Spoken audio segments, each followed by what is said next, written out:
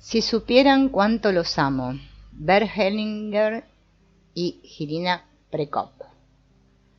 Cuando rebasé mi 60º cumpleaños, creí que ya no podría aprender nada esencial en cuanto a la práctica terapéutica. En vista de mi experiencia me sentía a veces como una psicóloga de 100 años de edad. Siempre hago sola el trabajo para el que normalmente se requieren 2 o 3 personas. De modo que si se multiplican por 2 o 3, los años de mi práctica profesional se llegaría fácilmente a los 100 años. Ahora bien, por favor, no vaya usted a pensar que soy una adicta al trabajo, porque me entregué de tal modo a él. Para mí, mi trabajo es mi vocación ética en esta vida, y quiero ayudar a las personas a ser más humanas. Me hace libre y feliz reconocer y cumplir esta misión. El problema en todo esto es mi tendencia a ver casi cualquier problema psicológico como un desafío para mi afán detectivesco. Sencillamente yo no me puedo dar por satisfecha con tratar los síntomas contemplados, por ejemplo, la intranquilidad, con un entrenamiento de relajación. A mí me atraen las causas del síntoma. Con apasionada curiosidad tengo que indagar acerca del nacimiento del síntoma. No logro tener paz hasta que no haya visto el lugar de los hechos y no haya descubierto al culpable. Así fue que descubrí cómo surgen los miedos autistas, así revelé la topografía del pequeño tirano y también algunas causas de la creciente hiperactividad en los niños. En la terapia de contención encontré un instrumento que puede sanar los vínculos dañados entre personas que pertenecen al mismo grupo familiar, y de este modo me convertí en la punta de lanza del movimiento de la terapia de contención. No obstante, me intranquilizaba algo que todavía no me podía explicar.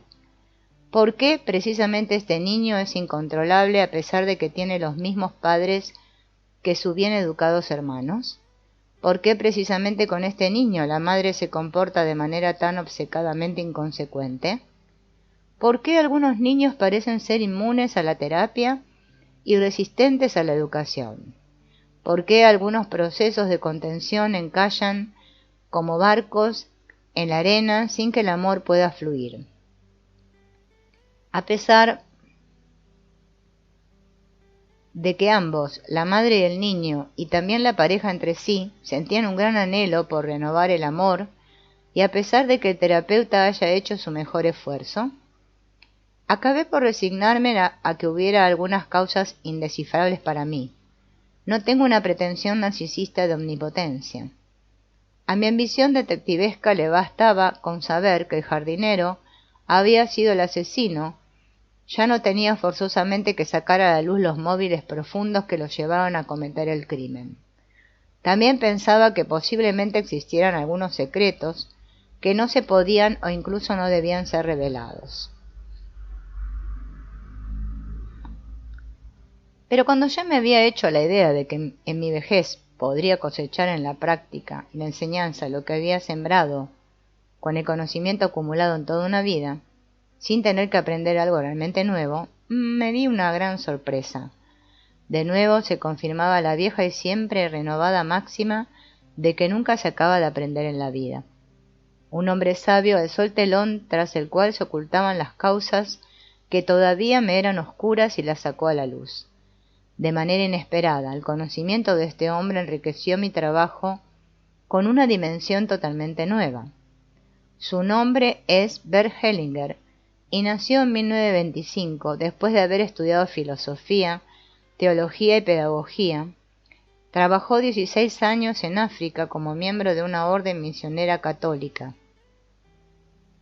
Posteriormente se dedicó con la misma entrega a diversos métodos psicoterapéuticos, entre otros el psicoanálisis, la dinámica de grupos, la terapia primal, el análisis transaccional, la terapia familiar y la programación neurolingüística.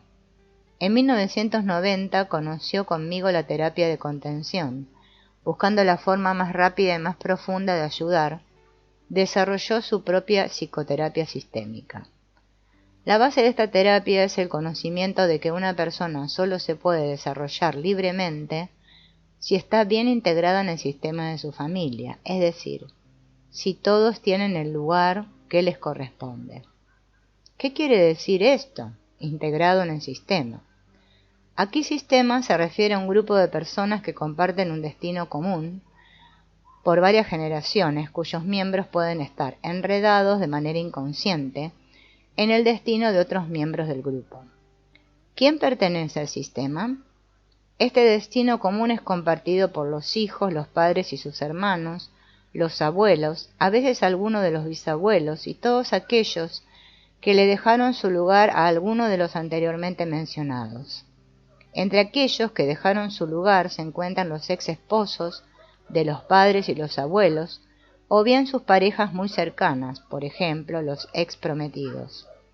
También todos aquellos cuya partida o infelicidad le haya permitido a otros el acceso a este grupo o le haya otorgado algún tipo de ventaja. En estas comunidades de destinos compartidos, todos están relacionados con todos. Los lazos más fuertes se dan entre padres e hijos, entre hermanos y entre marido y mujer. El vínculo provoca que los miembros de generaciones posteriores y los más débiles se aferren a los miembros de generaciones anteriores o a los más fuertes para impedir que se vayan, o si ya se fueron, ocasiona entonces que los quieran seguir. El vínculo provoca que aquellos que tienen una ventaja se quieran parecer a quienes tienen una desventaja. De esta manera, los hijos sanos se quieren parecer a sus hermanos enfermos, y los pequeños inocentes a los mayores culpables. Y el vínculo provoca que los sanos se sientan responsables de los enfermos, los inocentes de los culpables, los felices de los infelices, los vivos de los muertos. Entonces, en la comunidad de destinos compartidos por la familia y por el clan existente, debido al vínculo y al amor, una necesidad irresistible de compensación. Todo grupo tiene una jerarquía que se establece desde el momento en que comienza la pertenencia. Siempre que en una familia se da una tragedia, es porque un miembro subordinado contraviene el orden original. Por ejemplo, si un hijo trata de expiar las culpas de sus padres o de cargar las consecuencias de algún acto cometido por sus padres, esto es un acto de arrogación. Pero el hijo no se da cuenta de ello porque está actuando por amor. No escucha en su conciencia ninguna voz que le advierta al respecto. Por eso todos los héroes trágicos son ciegos. Existe un vínculo muy fuerte de los niños hacia su familia de origen. Viven con la conciencia: aquí pertenezco, aquí quiero pertenecer y compartir el destino de esta familia, sea cual sea. Por eso hacen todo lo necesario para pertenecer, sin ningún tipo de egoísmo. Este amor no es una estrategia de sobrevivencia, porque también están dispuestos a morir si su muerte ayuda a los otros. Este vínculo es controlado por un órgano especial de la percepción. Los niños saben instintivamente qué hacer y qué no hacer para poder pertenecer. Este órgano de percepción especial es la conciencia. Igual que la conciencia personal vigila las condiciones del vínculo, de la compensación y del orden, existe también una conciencia de clan, una instancia que vigila el sistema, que está al servicio del clan y se encarga de que el sistema mantenga su orden o lo recupere, y que también ejerce la venganza contra las violaciones del orden en el sistema. Nosotros no sabemos de la conciencia del clan y tampoco tenemos acceso a la esencia del orden al que sirve. Sí, mucho lo reconocemos por el sufrimiento que ocasiona su no observancia, tanto a nosotros mismos como a los otros, sobre todo a los niños. Así pues, la conciencia nos ata con graves consecuencias a un grupo, de modo que nosotros sentimos en nuestra propia conciencia como derecho y obligación lo que otros sufrieron y ocasionaron, y así, por medio de esta conciencia nos vemos enredados ciegamente en culpas e inocencias ajenas, en pensamientos, preocupaciones, sentimientos, pleitos y consecuencias, metas y finales ajenos. Por eso no se logra el amor anhelado de manera personal, si no cabe en el orden que nos ha sido dado de antemano. La lucha del amor contra el orden es el comienzo y el fin de toda tragedia. y solo hay una forma de escapar, comprender el orden y después seguirlo con amor. El mérito de Bert Hellinger es haber reconocido este campo superior de energía en el que opera el orden impuesto por la creación, por medio de la conciencia del clan. No llegó a este descubrimiento por medio de la teoría, sino gracias a las experiencias prácticas al hacer constelaciones de los sistemas familiares. A Hellinger le gusta llamar a este campo superior de energía el alma grande. El conocido biólogo Rupert Sheldrake acuñó el concepto de campos morfogenéticos para los planes invisibles de construcción en los que opera el universo creador. También podríamos hablar de planes divinos de la creación o de la mano de Dios. No nos son desconocidas algunas experiencias individuales, especialmente las antiguas tragedias griegas, las leyendas y los mitos se han ocupado frecuentemente del tema. ¿Cómo es que los órdenes sistémicos se confundieron y qué consecuencias tuvieron estos enredos? Algunos ejemplos harán que esto quede más claro.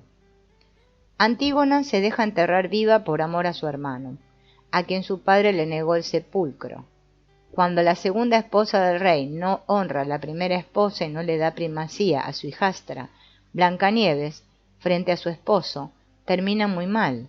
Sin embargo, de tanto en tanto Blancanieves tiende a seguir el camino de su propia madre. Partiendo de muchos trabajos individuales con los sistemas familiares, Bert Hellinger pudo percibir de manera cada vez más precisa los efectos del campo superior de energía, así como comprender sistemáticamente regularidades en forma de un orden del amor. Reconoció tanto las fuerzas dañinas como las sanadoras y las pudo describir con creciente claridad. En la cubierta de su CD, Cuerpo y Alma, Vida y Muerte, Psicoterapia y Religión, escribió: en conferencias anteriores ya resonaba el efecto del alma grande, pero desde entonces he podido observarla y reflexionar más acerca de ella, tanto en la vida como en la psicoterapia. Las conferencias más recientes nos conducen a límites que yo ya no puedo traspasar, pero los invito a acompañarme hasta esos límites. Pero, ¿cuál es el procedimiento terapéutico de Bert Hellinger? Constela la familia dentro de un grupo. El afectado elige de este grupo a un representante para cada uno de los miembros de su familia de origen y o su familia actual, y lo conduce al lugar que le corresponde según su imagen interna. También escoge a un representante para sí mismo. Después el terapeuta pregunta a cada uno de los participantes cómo se siente en ese lugar.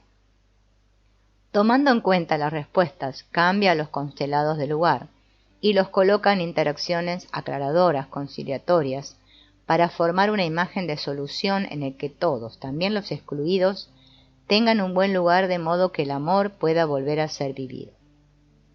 El efecto del campo superior de energía se puede comprobar por las reacciones de los constelados, porque extrañamente los representantes se sienten exactamente igual que las personas reales en cuanto asumen su lugar en la constelación. Sienten sus sentimientos, también sus inclinaciones corporales o de otro tipo. Acercarse o alejarse, darse la vuelta, ver a alguien, recargarse en alguien. Para mí fue una experiencia inolvidable cuando me tocó representar en una constelación a una madre que se desangró al dar a luz a su sexto hijo. Sentí mi impotencia, sentí cómo la sangre escurría por mis piernas y cómo me estaba vaciando de sangre. Los participantes vieron cómo empalidecía, cómo me tambaleaba. Otra vez me tocó representar a una mujer autista y esquizofrénica, y comencé a balancearme imperturbablemente de un pie a otro al tiempo que golpeaba con la cabeza, y después resultó que estas eran verdaderamente conductas usuales de esta mujer. Esta identificación es típica de las constelaciones, es más, es el recurso más importante del que dispone el terapeuta para poder reconocer los vínculos y los enredos, los órdenes contravenidos, los bloqueos y las oportunidades para el amor. El terapeuta dirige su fuerza al lugar en el que el amor está más concentrado, tanto en sus heridas como en su liberación. Cuando está en armonía de manera respetuosa y humilde con esta fuerza, puede lograr la solución de estos enredos. La imagen de solución se reconoce por el hecho de que todos los constelados se sienten bien en su lugar. En la mayoría de los casos, el terapeuta sustituye a los representantes con los verdaderos afectados y deja que lleven a su corazón la imagen del amor ordenado. Esta imagen de solución tiene una gran fuerza, que opera por largo tiempo. No obstante, depende del individuo el estar dispuesto a permitir que su corazón se dirija hacia la solución ofrecida, de modo que se les abran tanto a él como a sus seres queridos los caminos que conducen a la libertad interna. ¿Qué es la terapia de contención? Antes de que les explique la enorme riqueza que constituyeron para mí las soluciones sistémicas ofrecidas por Bert Hellinger, ha llegado el momento de presentar la terapia de contención, cuyo desarrollo convertí en la misión de mi vida. En cuanto a su historia, hay que decir que fue inventada por Martha Welch en Estados Unidos con el nombre de Holding para tratar a niños autistas, y que Nico Tinbergen, ganador del Premio Nobel por sus investigaciones de etología comparada, la fundamentó como el medio más natural para restaurar vínculos dañados. De esta manera, adopté agradecida este holding y lo desarrollé, con ayuda de mis colegas, hasta convertirlo en mi propia terapia de contención. El sentido de la terapia de contención es que dos personas que pertenecen al mismo grupo familiar y que tienen un vínculo tan dañado que es imposible restaurarlo verbalmente, tengan la oportunidad de una confrontación emocional. Esta se da en un estrecho abrazo. Los dos expresan su dolor de entraña a entraña, de corazón a corazón, cara a cara, durante el tiempo necesario para que vuelvan a sentir al otro y su amor pueda volver a fluir. La dificultad en la terapia de contención radica en la masiva disposición a la huida de uno de los dos participantes en la terapia, cuando en el marco de la ambivalencia afectiva en la que se encuentra el vínculo, los sentimientos de aversión son mucho más poderosos que el amor. Por cierto que esta tendencia a la huida está condicionada por nuestros instintos de fuga natos que compartimos con todos los mamíferos, peces, aves e insectos. No obstante, el ser humano debería ser capaz, apoyándose en su conciencia y en su responsabilidad por conservar las relaciones familiares, de superar esta tendencia a la fuga y comprometerse por lograr la reconciliación. Como el ser más maduro sobre la tierra, el ser humano forma parte de órdenes más elevados de la creación, cuya fuerza motriz es el amor. Solo puede volverse realmente humano cuando convierte al amor en su ley superior, cuando lo cuida, lo salva una y otra vez del peligro, y está dispuesto a transformar el odio en un amor que ha de renovar siempre. A través del firme abrazo, las dos personas se aseguran mutuamente que soportarán esta polaridad del tiempo necesario y que no se separarán hasta que el amor vuelva a fluir. La elevada fuerza de la creación se ha encargado de que el ser humano se grabe en la memoria este patrón mientras está en la edad decisiva del aprendizaje. Lo que no se aprende de niño no se aprenderá ya de adulto. En los primeros 2 o 3 años de vida, es decir, en la edad del berrinche, cuando los niños todavía pertenecen al género de las crías que viven en el nido, las madres los cargan pegados a sus cuerpos, de modo que aprenden desde pequeños que pueden expresar y soportar todas las efusiones sentimentales. La contención la proporciona de manera totalmente natural el rebozo que sostiene al niño. En la época de la civilización técnica, el ser humano ya no puede vivir esta experiencia, pues se le castiga con el aislamiento o de formas variadas cuando llora o expresa su coraje. Así, el amor se le va de las manos y tiene que enfrentar la soledad y el anonimato. Con frecuencia, la humanidad se pierde en condiciones vitales en que las confrontaciones agresivas no permiten llegar al objetivo de la reconciliación. Se requiere de la terapia de contención. El abrazo se da casi siempre con las personas tendidas en el suelo. Solo cuando se trabaja con bebés, la madre o el padre abrazan de sentados a su hijo.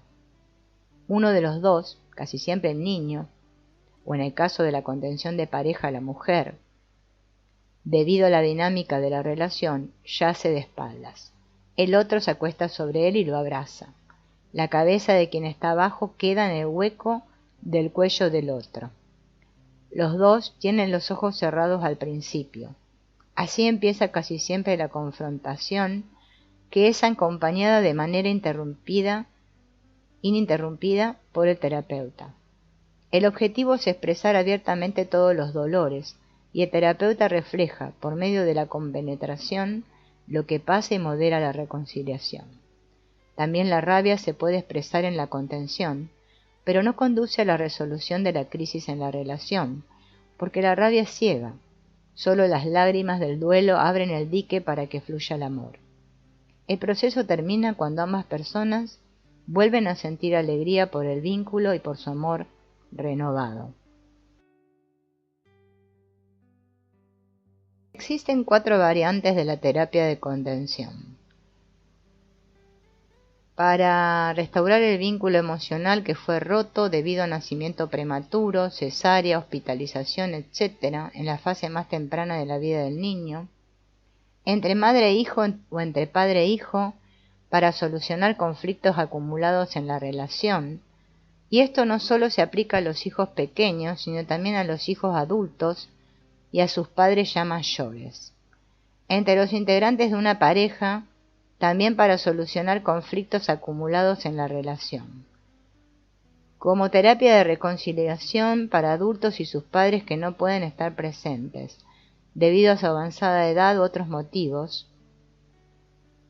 A diferencia de las primeras 3 variantes, en este caso la confrontación se da con ayuda de una visualización dirigida por el terapeuta y en un abrazo dado por un buen amigo o por la pareja.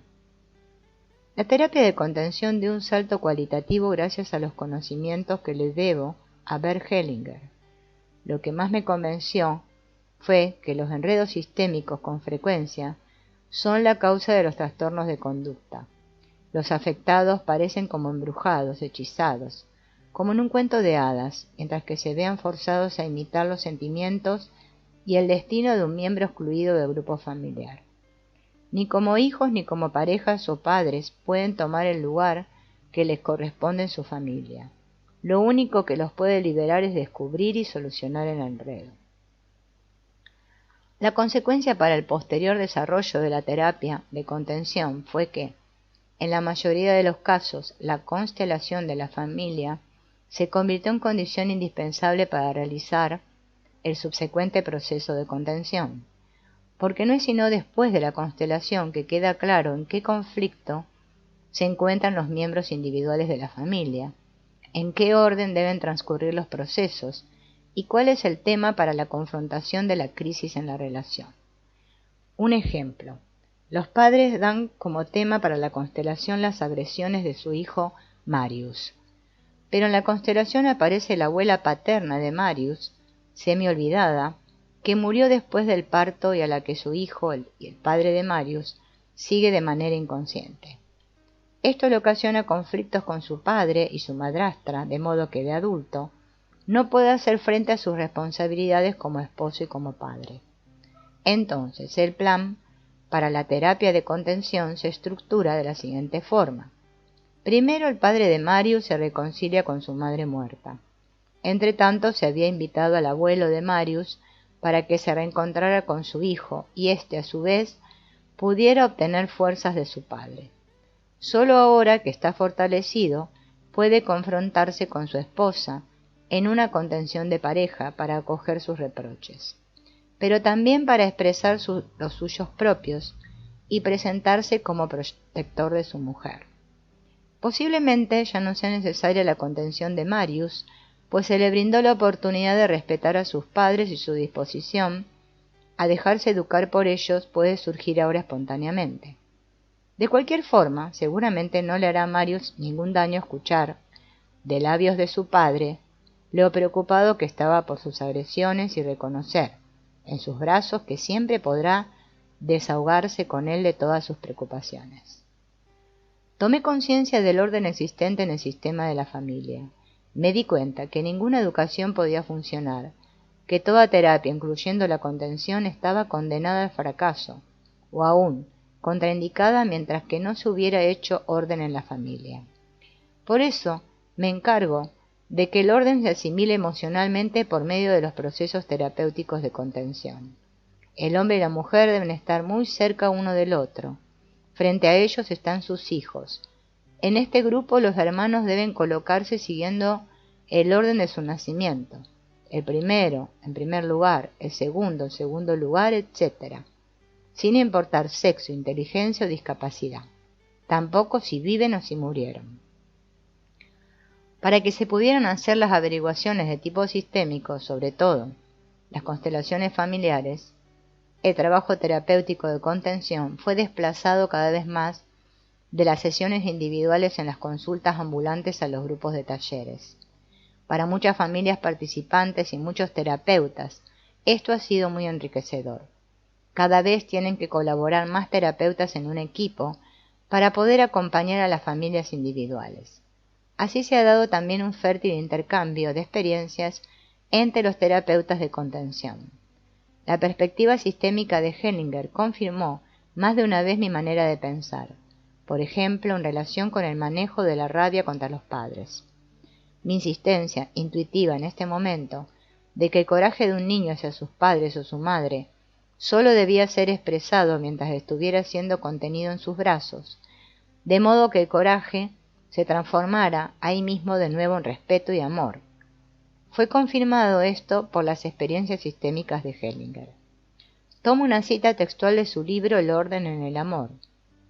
He visto que las personas que son alentadas en terapia a decirle a sus padres que están furiosas con ellos, o aun que los quisieran matar, después se castigan tremendamente por ello.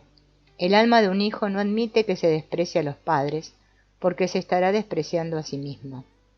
En el alcoholismo, la drogadicción, la prostitución o el cáncer en los órganos reproductivos, podemos ver las consecuencias de haber despreciado al padre o a la madre.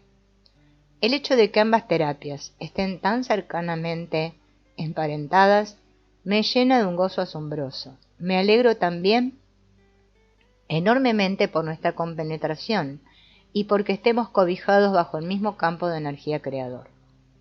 A ninguno de los dos nos interesa crear un nuevo método terapéutico, sino renovar el amor por medio de la reconciliación dentro de los vínculos familiares, tal y como nos lo dicta un poder superior. Creo que este campo superior de energía o alma grande, como le llama Bert Hellinger, yo le llamo la fuerza de Dios. Es una ayuda rápida y eficaz para fortalecer el amor en nuestro tiempo, tan lleno de estímulos irritantes. La terapia de contención solo se ofreció al margen tras el transcurso del programa principal sistémico para brindar a las familias una primera ayuda para elaborar el dolor surgido en las constelaciones. Pues, cuando en la constelación se abre una herida profunda, el dolor no siempre se puede expresar dentro del grupo con la intensidad necesaria. La sensación de estar siendo observado con frecuencia provoca inseguridad. En contraste, la situación íntima, sin límite de tiempo, que brinda la terapia de contención, garantiza que se exprese todo el dolor y que el proceso pueda culminar en la reconciliación. Esta asimilación emocional complementa la terapia sistémica del mismo modo que la mujer complementa al hombre. Lo sistémico es un principio más bien patriarcal, cabeza y corazón. La terapia de contención es matriarcal, estómago y corazón. Como ambas terapias coinciden en el corazón, se redondean en un todo que sana.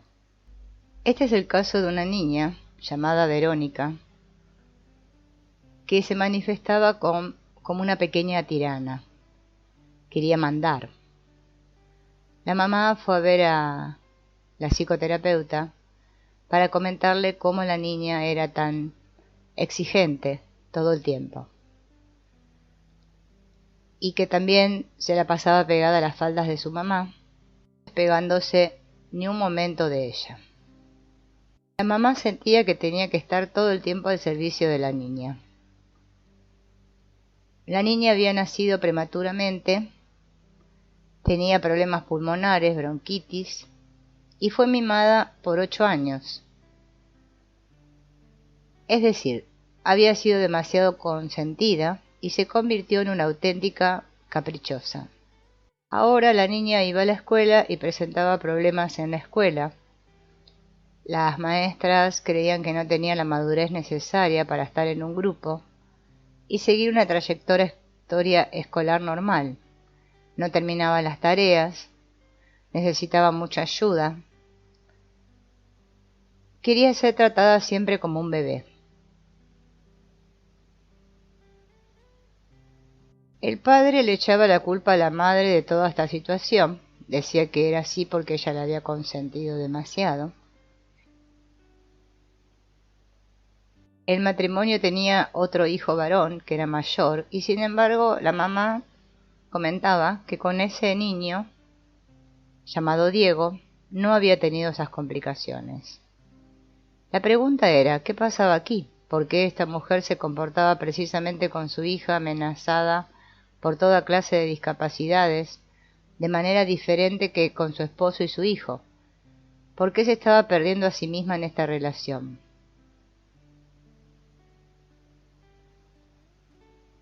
¿Cómo podía ser que la mamá había logrado ponerle límites al hijo varón y a esta niña no?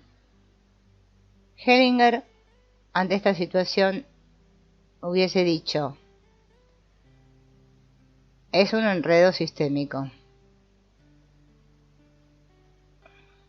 La mujer va a constelar esta situación a un taller con Hellinger y él le pregunta, ¿cuál es su problema? Estaban los dos padres ahí, la mujer y el marido de la niña. Y la mujer dice, tenemos problemas con los niños, mi hija nació prematura y desde entonces tiene grandes dificultades. Hellinger pregunta, ¿qué tan prematura fue? La mujer dice, nació a las 36 semanas. Él le pregunta, ¿estuvo en incubadora? Y ella dice, sí. Hellinger responde, eso siempre es un duro trauma para un niño. ¿Y sabes cómo se repara? Haciendo contención. Este es precisamente el caso en el que la contención es la terapia adecuada. La niña tiene que recuperar contigo el calor que echó de menos en ese entonces. ¿Fue parto natural o cesárea?, le pregunta. Se tuvo que hacer una cesárea. Los doctores dijeron que el bebé tenía que salir. Este también es un gran problema para un niño, dice Hellinger, porque le falta la estimulación que proporciona el nacimiento. El nacimiento es un proceso muy fuerte que agota al niño, pero también lo estimula. Eso le faltó a tu hija. Muchos niños que nacen por cesárea sienten la necesidad de pasar por pasadizos estrechos. Se les puede ayudar a hacerlo por medio de juegos. De esta manera recuperan la experiencia perdida y se tranquilizan. La mujer dice, la niña no quería vivir, no podía o no debía vivir, no sé, estuvo en gran peligro de muerte. Durante varios días no pudo respirar. Hellinger dice, ella acaba de decir algo terrible, un niño tan pequeño no tiene la voluntad para decidir si quiere vivir o no. Esta es una imputación terrible. El hecho es que la niña estuvo en peligro de morir y fue salvada.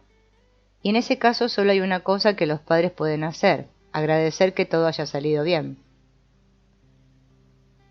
Hellinger le dice a la mujer, ¿ves? Ese es el efecto. Algo así se agradece y se acepta como un regalo especial que hay que cuidar. Les acabo de hacer un bien tanto a ti como a tu hija. ¿Qué más pasó? Y la mujer dice, también tengo miedo por mi hijo. Y Hellinger pregunta, ¿cuál es el problema? Siento como si hubiera algo torcido, equivocado, como si tuviera que ver conmigo. Hellinger dice, por la forma en que hablas seguramente tienes más que ver contigo que con él. Hasta ese momento el hijo de la mujer había estado mirando al piso fijamente y ahora dirige su atención a la conversación. Hellinger le dice a la mujer, ¿pasó algo especial en tu familia de origen? Y la mujer dice, tuve una hermana con una severa discapacidad que murió a los 12 años. ¿Pero tendrá eso que ver? Y Hellinger dice, a lo mejor eso es lo que está equivocado, que tu hijo está teniendo que sustituir a tu hermana discapacitada. Hablaste en esos términos, entonces estás poniendo en riesgo a tu hijo con esa idea. Hellinger dice, no le afectó nada que le dijera esto. A mí este pensamiento me asusta. Ella no está asustada. ¿Tienes otros hermanos? Y la mujer dice, sí, 3. Y Hellinger pregunta, ¿la hermana discapacitada era mayor que tú? La mujer responde, era menor. Yo soy la mayor de todos. Y le pregunta al padre, ¿y tú cómo ves todo esto? Y el padre dice, no sé si esto tenga que ver con el niño, pero no hay duda de que la niñez de mi esposa fue muy difícil. Por un lado estaba la niña discapacitada, pero además estaba también la abuela, que pasó 10 años en cama y a la que tenía que atender. Como mi esposa era la mayor, sobre sus hombros pesaba esta gran carga, la abuela, la hermana discapacitada y los hermanos menores.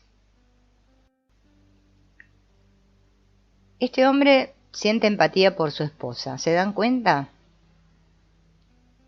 Dice Hellinger, y le pregunta, ¿qué pasó en tu familia de origen? Y el esposo dice, somos 5 hijos, yo soy el segundo. Yo tenía 14 años, mi hermano mayor 15 y la más pequeña de todos 3, cuando mi padre perdió la vida en un accidente automovilístico. Por lo demás no pasó nada especial.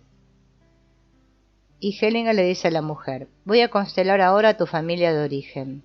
Son parte de ella, el padre, la madre y todos los hijos, incluyendo a la niña discapacitada. ¿Qué número de hermana era ella? La mujer dice, la tercera. ¿Qué discapacidad tenía? Tenía una muy severa discapacidad física y probablemente también intelectual y no podía hablar, no se podía sentar, no podía hacer nada por sí misma. Y Hellinger le pregunta, ¿había reproches entre los padres por la discapacidad de su hija?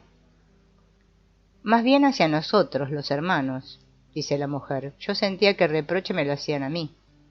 Y Hellinger pregunta, ¿y cuál era ese reproche? Y la mujer dice, como había nacido sana, mi papá dijo una vez que nosotras, mi hermana menor y yo, la habíamos dejado caer y que por eso había enfermado. Y llegó un momento en el que yo ya no sabía si era verdad o no. Mi mamá le dijo que como era posible que dijera una cosa así, que eso era imposible. En un principio lo creí, pero con el tiempo me llegué a preguntar si yo no habría tenido parte de la culpa. Entonces Hellinger dice, esta es una información muy importante.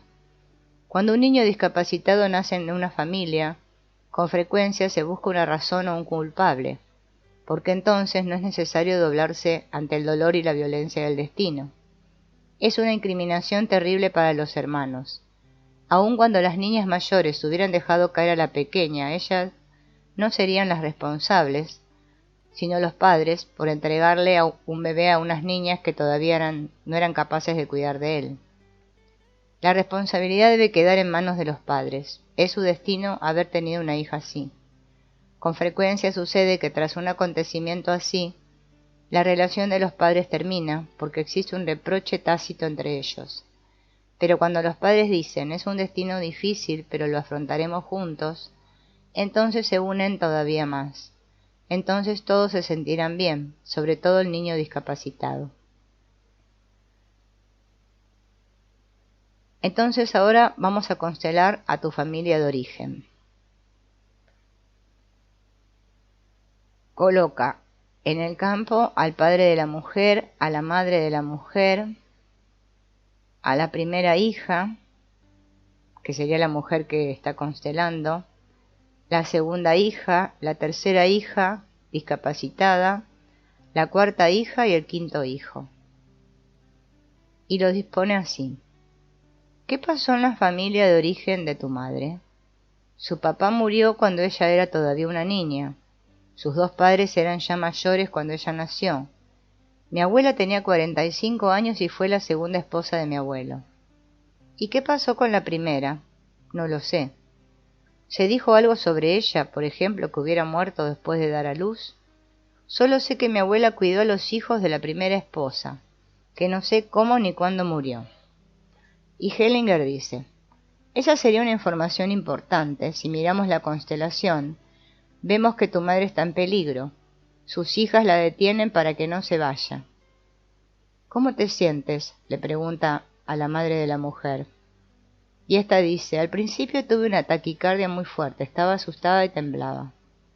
Y Hellinger dice a la tercera hija, sal del cuarto y cierra la puerta tras de ti. Hellinger le dice a los otros representantes de la familia, ¿cambió algo desde que ella salió? Y la madre de la mujer dice no. El padre de la mujer dice no.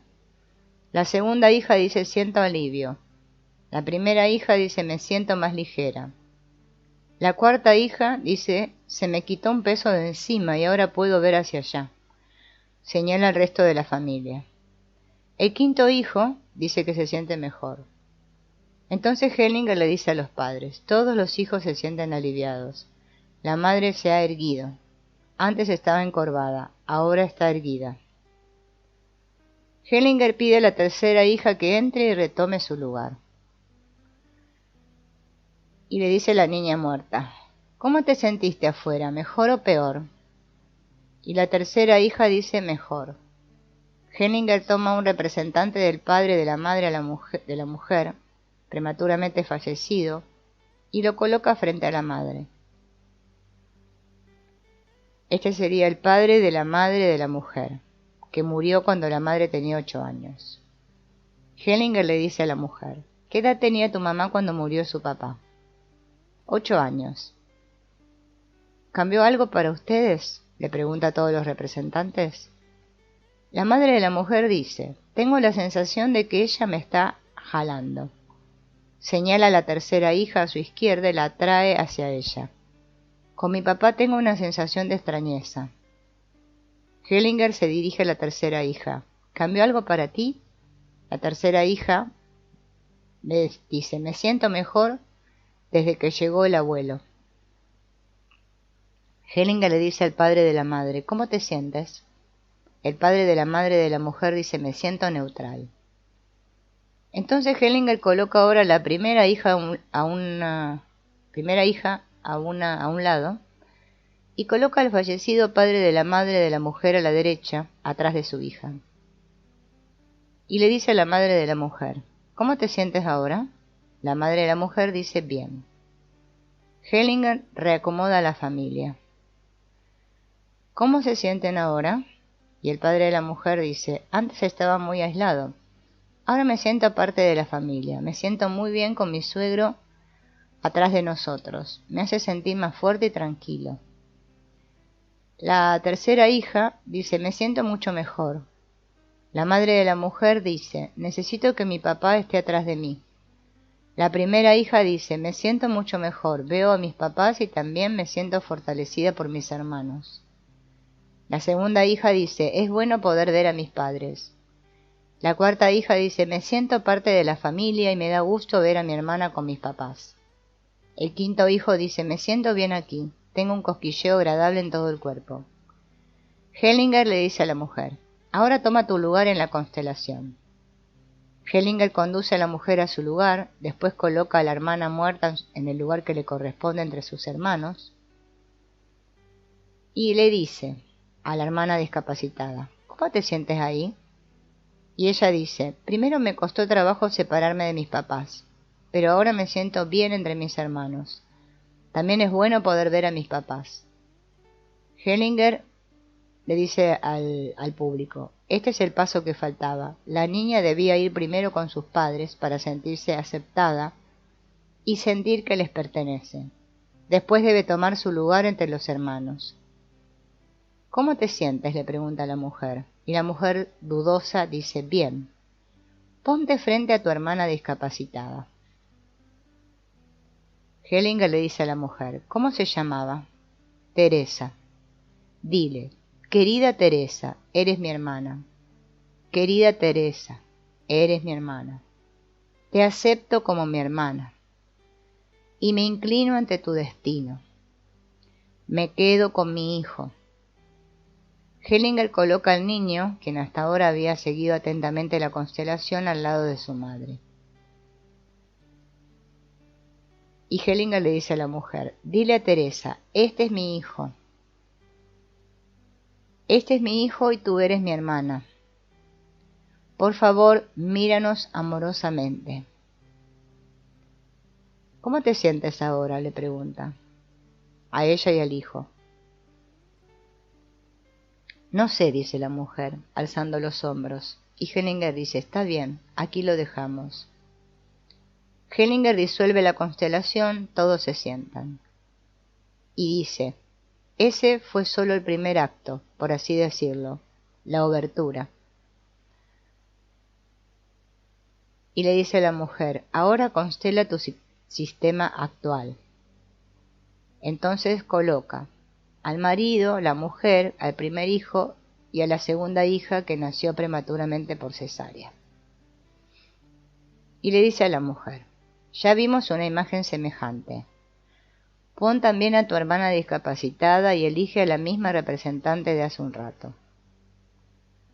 Entonces pone a la hermana de la mujer discapacitada que había muerto a los 12 años. Y Hellinger le dice al marido, ¿cómo te sientes? Quisiera hacer algo, pero no sé qué. Y la mujer dice, solo veo a mi hermana, mi esposo casi no lo alcanzo a ver. El primer hijo dice, tengo mucho calor, estoy en un lugar que no me corresponde. La hija dice, quiero ir con la tía muerta. Es con la única con la que tengo relación. Entonces Hellinger dice a la hermana muerta de la mujer, ¿cómo te sientes? Y la hermana de la mujer dice, no me siento bien, no pertenezco aquí. Hellinger hace que la hermana se dé la vuelta y dé un paso hacia adelante. Coloca a la mujer atrás de ella. Y le dice a la hermana de la mujer, ¿cómo te sientes ahí? La hermana de la mujer dice, mejor. La mujer dice, mejor, pero me falta mi esposo. Y Hellinger dice, cuando se está con los muertos no se necesita esposo. Y le pregunta a toda la familia, ¿cómo se sienten? El marido dice, mejor. El primer hijo dice, me siento muy solo. La segunda hija dice, me gustaría ir también con ellas. Y Hellinger le dice a la mujer que observa, ¿qué opinas al respecto? No sé. Y Hellinger dice, los niños están muriendo por ti. La mujer dice, es verdad. Y Hellinger dice, exactamente, a los niños en la constelación. Les dice, solo hay un lugar seguro para ustedes, es junto a su padre. Entonces Hellinger coloca a los dos niños junto al padre. ¿Qué tal se siente esto?, le pregunta al hombre. Y él dice, es duro, con los niños está bien, pero con mi esposa es duro. El hijo dice, ya no siento que tenga que ir hacia donde está mi mamá. Y la hija dice, me siento bien. Entonces Hellinger le dice a la mujer, los niños están seguros con tu esposo. El destino de tu familia de origen es muy duro y eso aleja a los niños. Tienes que dejárselos a él, con él están seguros. Y le pregunta al hombre, ¿qué dices al respecto? Y él dice, yo había pensado alguna vez que mi esposa no estaba del todo presente. Hellinger le pregunta a la mujer, ¿cómo te sientes ahora? Todavía bien. ¿Qué hacer en este caso? Voy a hacer un último intento. Entonces Hellinger coloca a la propia mujer en el lugar detrás de su hermana muerta, y tras una breve pausa se extiende una sonrisa en su cara. Y le dice a la mujer, bienaventurados sean los muertos. Hellinger conduce a la mujer junto al esposo y coloca a su hermana detrás de ella. Y Hellinger le dice a la mujer, ¿cómo te sientes junto a tu esposo? Mejor de lo que esperaba. Y le dice al marido, ¿cómo te sientes ahora? Bien, dice él. Y el hijo, bien, pero me gustaría ver mejor a mi papá. Hellinger coloca a los niños frente a los padres, pero más en la esfera del padre. Los niños deben estar en la esfera del padre, no porque la madre sea mala, sino porque el destino en su familia de origen es muy duro. Si no, los niños serán atraídos por ese destino. Hellinger hace que el esposo y los niños tomen también su lugar en la constelación. ¿Cómo se sienten? Yo me siento bien. Yo también. Ahora sí siento a mi esposo. El primer hijo dice bien. La segunda hija, yo también me siento bien. Hellinger hace que el niño se pare junto a su padre y que éste le pase el brazo por los hombros. Y le dice al hombre, dile a tu hijo, yo te sostengo. El niño se recarga en su padre y sonríe. Y le dice a la mujer, dile a los niños, se los confío a su padre. Me quedo con su padre y con ustedes. Con él están en buenas manos.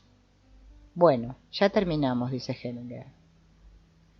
Durante la constelación la mujer estaba como obnubilada, como envuelta entre tinieblas. La niebla tiene la particularidad de crear ilusiones, mientras que nos rodea. En cuanto se retira, reaparecen los contornos de la dura realidad. Por eso fue de gran importancia que bajo el efecto de la niebla, la mujer haya constelado a su familia actual, casi igual que a su familia de origen. En ambos casos, la madre es apoyada por dos hijos.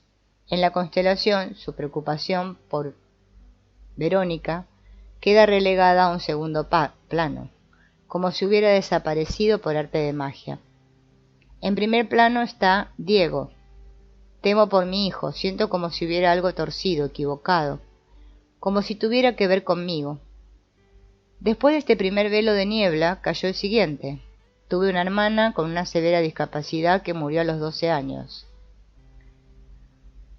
Quizá sea ahí donde está este enredo sistémico. ¿Cómo era tu hermana? ¿Cómo se veía? ¿Qué imágenes conservas de ella? Mejor ni pensar en eso. Imágenes de las más terribles discapacidad. El peor horror que le puede suceder a una familia.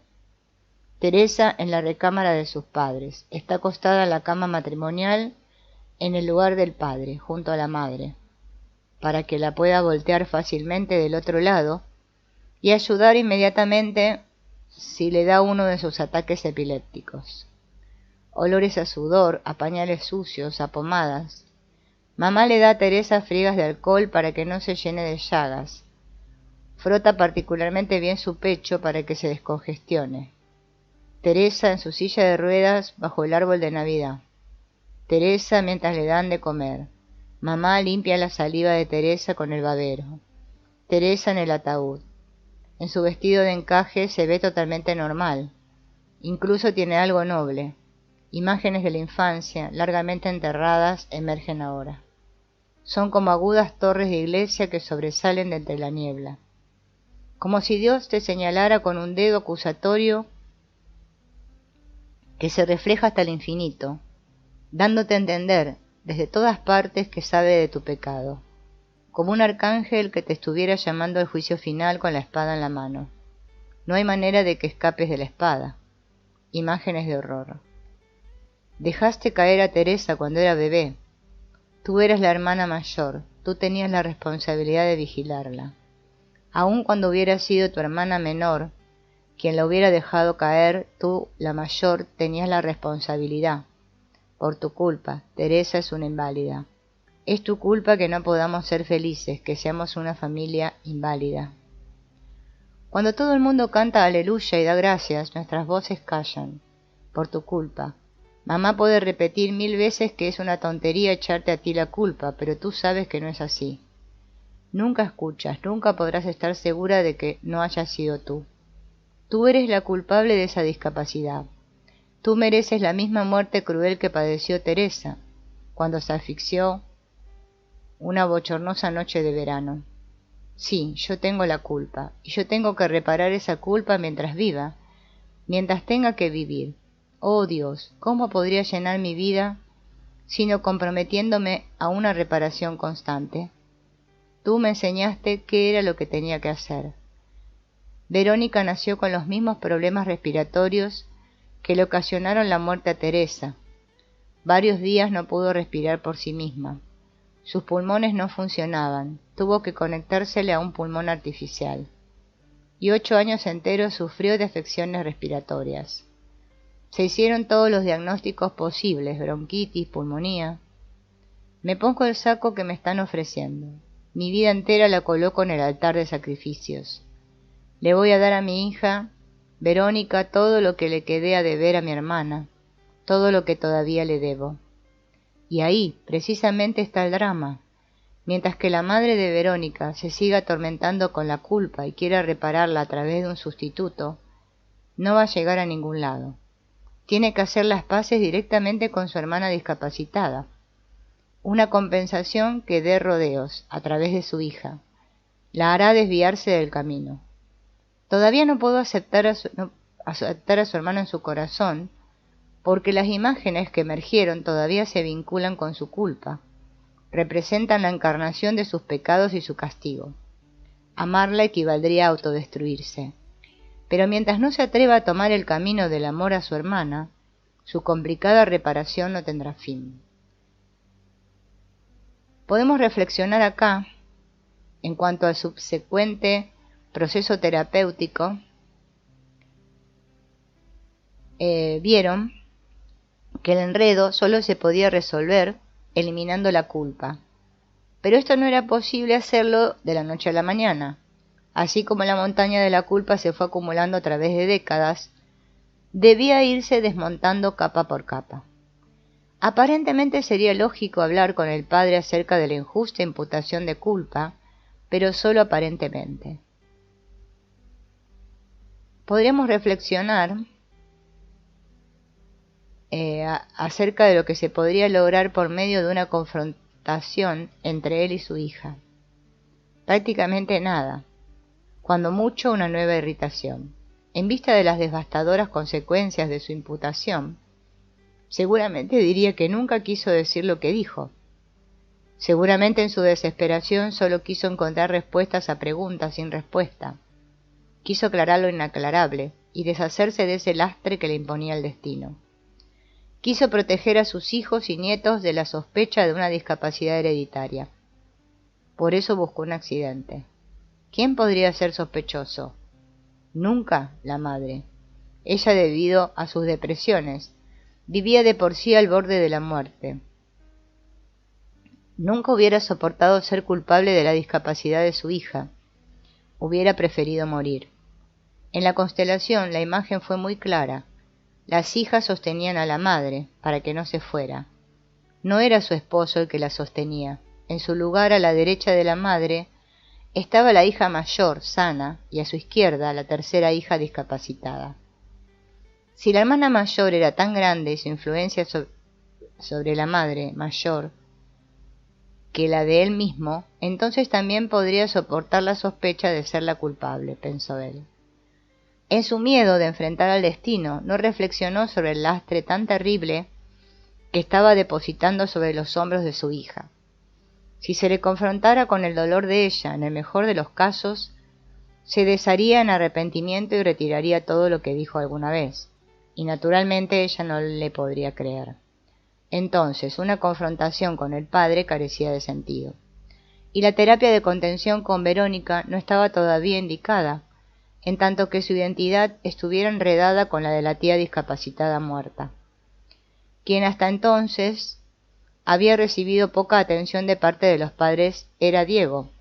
Por muchos años la madre había estado convencida de que Diego se pegaba a sus faldas a su peculiar manera porque estaba celoso de Verónica. Hasta que ella nació, Diego había sido un niño abierto, emprendedor, que gustaba de seguir su propio camino separado de la madre. Pero esta disposición a separarse de ella solo duró mientras estuvo seguro de contar con la presencia materna. Debido a las preocupaciones por Verónica, esto cambió porque tenía que confirmar continuamente que su madre estuviera ahí para él, y se fijaba con gran detenimiento si Verónica recibía más atención que él. Por lo menos así lo interpretó la madre. También el padre tenía una opinión similar. Él pensaba que Diego se estaba adaptando a Verónica para parecerse a ella y gustarle a su mamá. Lástima por el muchacho, las mujeres lo estaban ablandando. Solo en la constelación de la familia actual quedó de manifiesto que los dos niños estaban sosteniendo a la madre para que no se fuera. Ya vimos una imagen semejante. Es lo mismo que con tu hermana, dijo Bergelinger cuando vio la constelación. la acción para rescatar a una madre tristísima, según el mismo patrón original. Diego debía ser liberado de esta misión sistémica, para que pudiera ocuparse de sí mismo, y había que hacerlo tan pronto como fuera posible, pues no existía ningún obstáculo para asimilar emocionalmente la recomendación de Bergelinger en una terapia de contención. Así, inmediatamente después de la constelación, Diego y su padre fueron a la colchoneta de terapia. El padre nunca hubiera pensado que el corazón de su hijo contuviera tanto dolor. Contaba con que Dieter aprovecharía la confrontación para expresar sus deseos más o menos materiales que todavía no habían sido cumplidos, que papá todavía le debía una bici nueva, que tenía que seguir yendo a clase de violín cuando él realmente quería aprender a tocar la guitarra, y estaba preparado para recibir sus reproches a la vez que se había propuesto leerle la cartilla por su habitación que nunca ordenaba. Nada de esto ocurrió. Cuando tuvo a su hijo en brazos y la cabeza del niño estaba en el hueco de su cuello, sintió la cálida humedad de sus lágrimas. Tengo tanto miedo por mamá, ni siquiera me atrevo a ir al campamento de verano. No sé que le vaya a pasar algo. Me da tanto miedo cada vez que los maestros de Verónica se quejan y hacen sentir a mamá que ella es responsable de todo. ¿Cómo la puedo consolar? Y tú, papá, nunca estás, siempre te vas. ¿Cómo la puedo ayudar? ¿Quién le podrá ayudar? Papá, y tú no estás. ¿Qué puede responder el papá? Anima a Diego para que descargue todas sus preocupaciones con él. Desahógate, Diego, dime todo lo que te oprime y te preocupa. Tengo que saberlo para poder ayudarte. No eres tú el que me tiene que ayudar a mí, sino yo a ti. Tampoco te corresponde preocuparte por mamá o por mí. Esa es mi responsabilidad. Para Diego, estas palabras se escuchan bien, muy bien, pero las puede aceptar. ¿De verdad eres tan fuerte, papá? En la pregunta de Diego,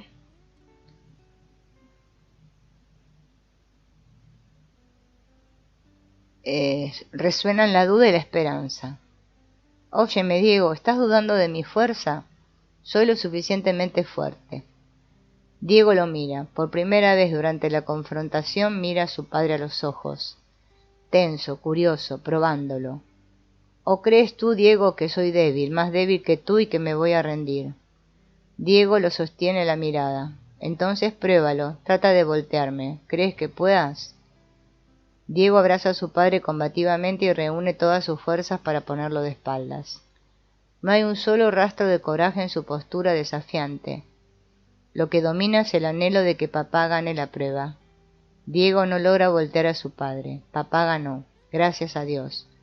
El hombre sostiene a Diego suave y cálidamente contra su corazón, tan cerca y largamente, como no lo hacía desde que era un bebé. Yo te abrazo, Diego. Quiero que te sientas protegido conmigo. Todo va a estar bien. Es mi responsabilidad. Sí, papá, abrázame, lo necesito. Necesito sentirte. Antes de que terminara el seminario, el hombre preguntó si también podía contener a su esposa. Las frases que dijo en la constelación sonaban muy bien y prometían lo mejor. Las buenas intenciones fueron articuladas por la razón.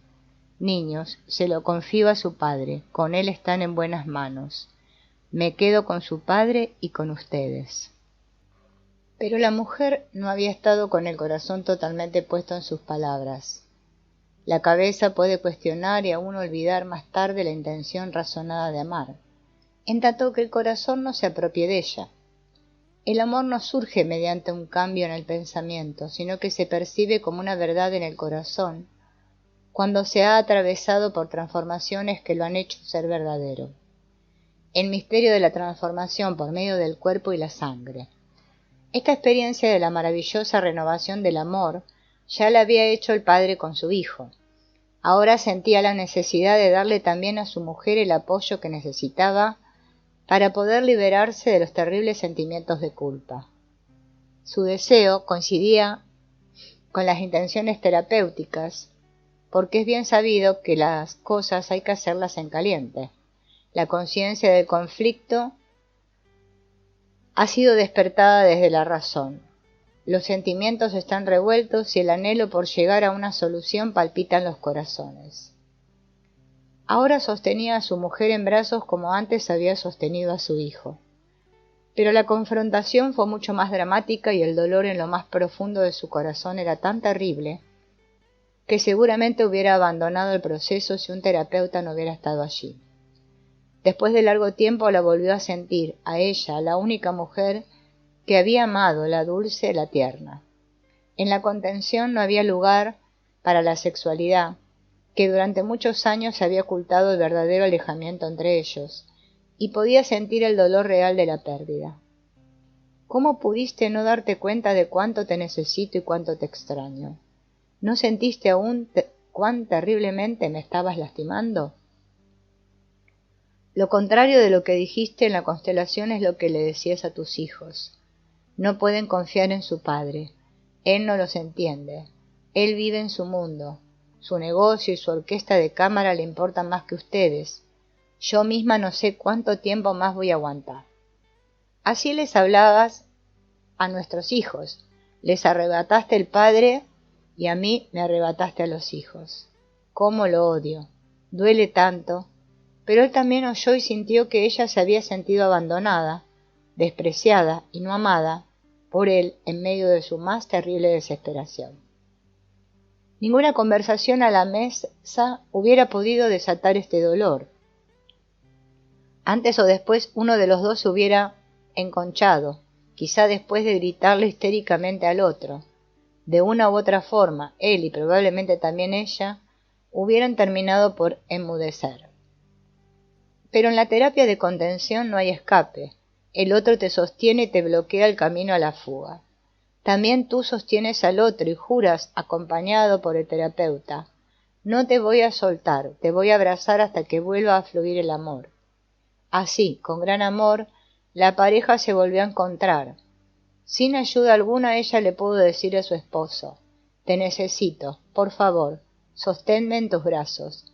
Dame tu apoyo al principio de mi proceso para que pueda tener fuerzas. No permitas que mis hijos me sostengan. Te confío a nuestros hijos. Contigo están en buenas manos. Se quedaron abrazados por un largo rato y ya sin confrontación alguna.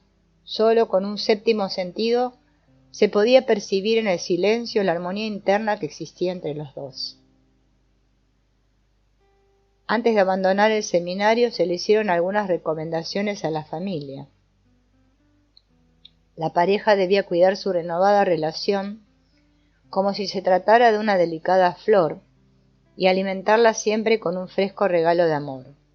El padre debía asumir la responsabilidad principal de la educación de sus hijos. Sería también muy provechoso cambiar el orden en el que se sentaban a la mesa del comedor, siguiendo la posición sistémica, para que todos pudieran ver y aprender de manera perceptible qué lugar le correspondía en la familia. Los hermanos se sientan uno junto al otro, Diego en su lugar de primogénito y Verónica en el de la segunda hija. Enfrente están los padres. El padre tiene a su izquierda a la madre, posición desde la que puede ocuparse mejor de los niños. La madre siente a su derecha el apoyo de su esposo y detrás de ella su hermana Teresa. La clave de la solución está en la hermana discapacitada y muerta. Si la primogénita se puede inclinar ante el terrible destino de su hermana y albergarla en su corazón sin culpa ni rencor alguno, otorgándole de esta manera su lugar en el sistema familiar, entonces ninguno de los sobrevivientes o miembros de las generaciones posteriores, como Verónica, tendrá que hacer una reparación o una sustitución. Entonces todos serán libres, y sólo entonces Verónica podrá nacer una vida libre. Sólo en estas condiciones estaría indicado hacer una terapia de contención entre ella y su madre, para recuperar la experiencia emocional de la que se perdieron durante el parto. Varias semanas después del taller, se llama a la mujer para preguntarle cómo estaban. Y ella dice que tiene una buena autoestima y se está dedicando a sus intereses fuera de la familia. También en la pareja hay mucho más cercanía. Con Verónica todo sigue igual.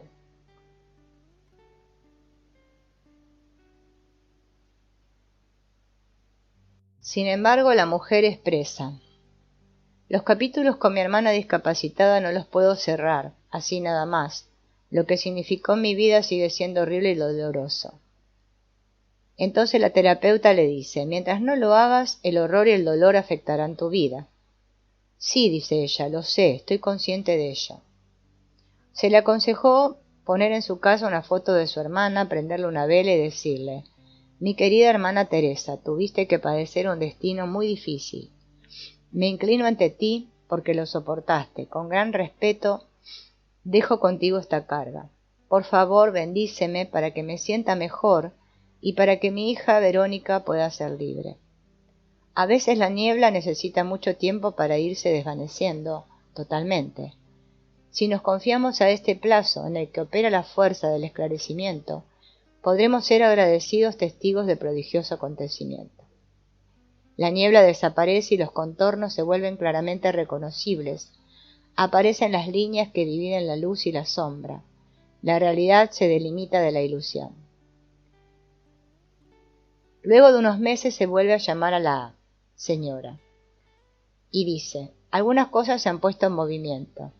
Últimamente he regañado con frecuencia a Verónica, cosa que antes nunca pasaba. Antes siempre cedía y me adaptaba a ella. Pero ahora se está invirtiendo la situación. Soy más estricta con ella, le exijo más y le estoy poniendo límites más claros. Supongo que ya pusiste en tu casa la foto de tu hermana fallecida. Sí, primero me costó mucho trabajo. No encontraba una foto que hubiera podido poner. En todas había solo discapacidad. Hasta que escogí la foto en la que ésta se muestra de manera más clara, porque era precisamente el duro destino de su discapacidad el que debía y quería honrar.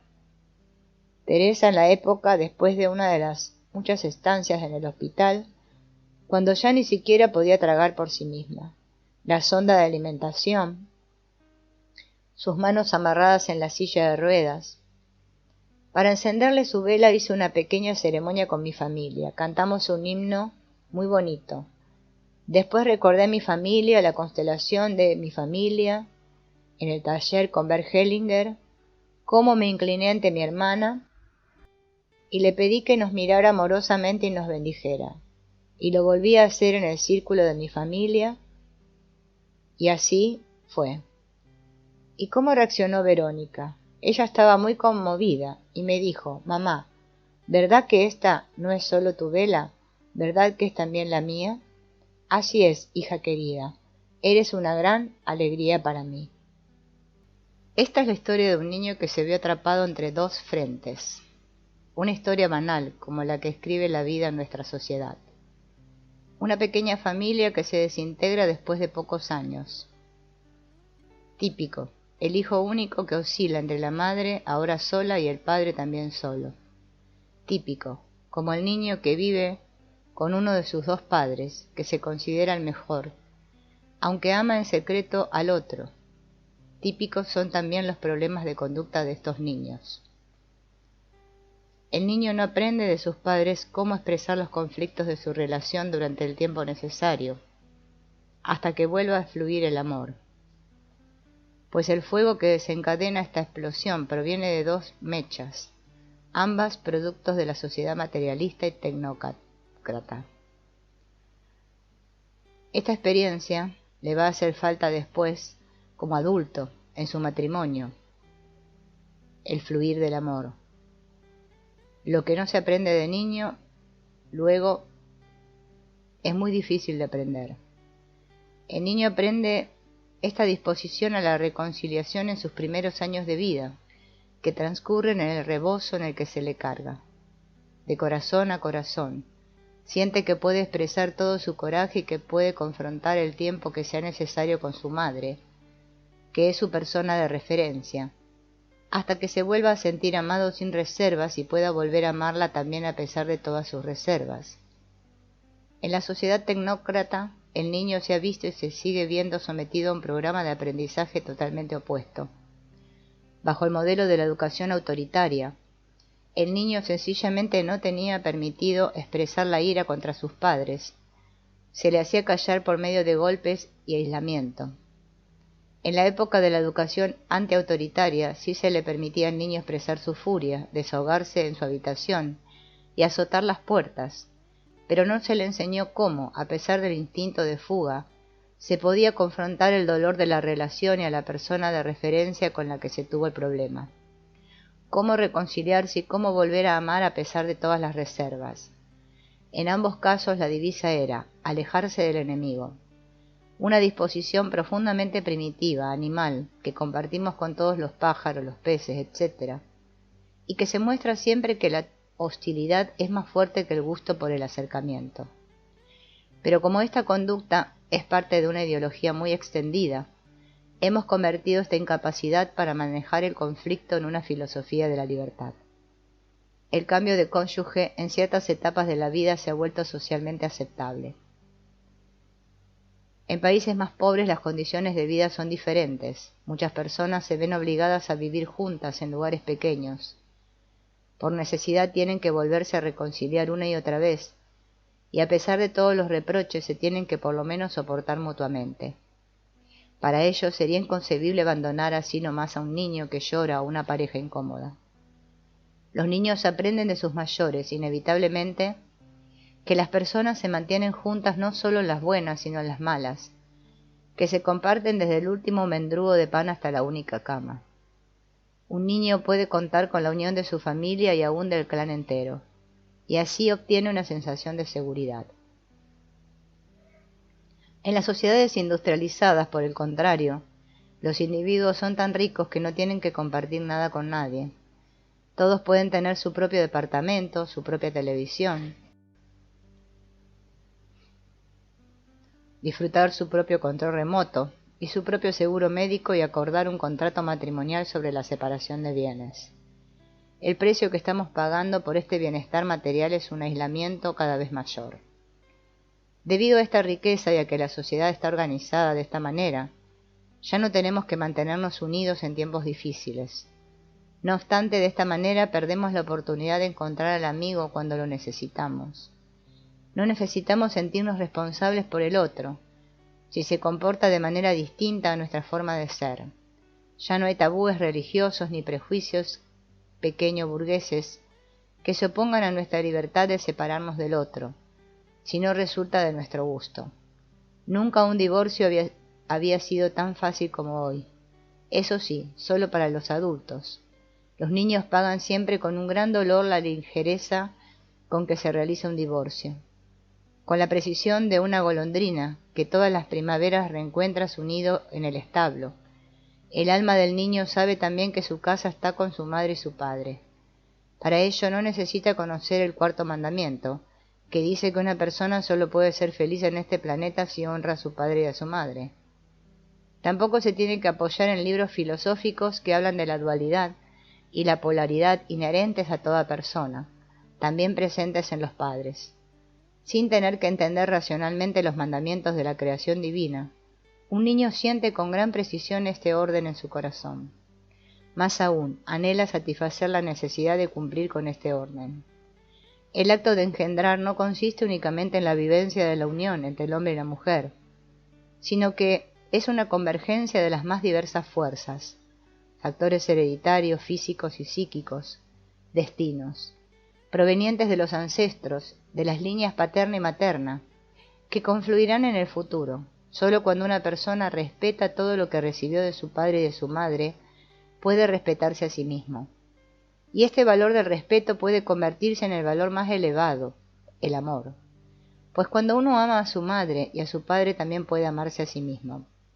Y todavía se puede subir otro peldaño. Si está dispuesto a amar a su padre y a su madre a pesar de todas las reservas, también podrá amarse a sí mismo a pesar de todas las reservas. Es recorriendo este penoso camino que pasa por la superación de las crisis consigo mismo y con los otros, que el individuo puede reconocer sus fuerzas verdaderas y ganar la conciencia de su identidad. En una difícil situación de conflicto en la que uno de los padres decepcionado expulsa al otro de su corazón, al niño no le ocurre una desgracia terrible. por fidelidad a uno de los dos, tendría que aliarse con él en contra del otro, pero también quiere serle fiel al otro y por eso se siente desgarrado. Sus desesperados intentos por arreglar las desvanecencias entre el padre y la madre fracasan estrepitosamente. El dolor ocasionado por el fracaso del amor y por la esperanza perdida de una familia feliz hace que los dos mayores giren en torno a su propio sufrimiento. Los dos buscan una justificación y combaten al otro, aprovechando toda oportunidad para explicarle al niño las diferencias entre lo bueno y lo malo, poniendo como ejemplo la conducta de mamá o papá. Rara vez los padres se ponen en el lugar del niño.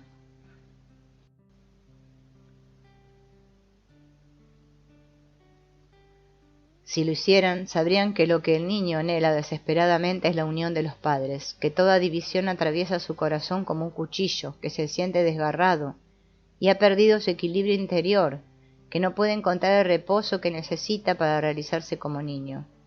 Con frecuencia, los niños también son usados como arma contra el otro, por ejemplo, diciendo: «¿Necesitas una bicicleta nueva? Pues pregúntale a tu padre.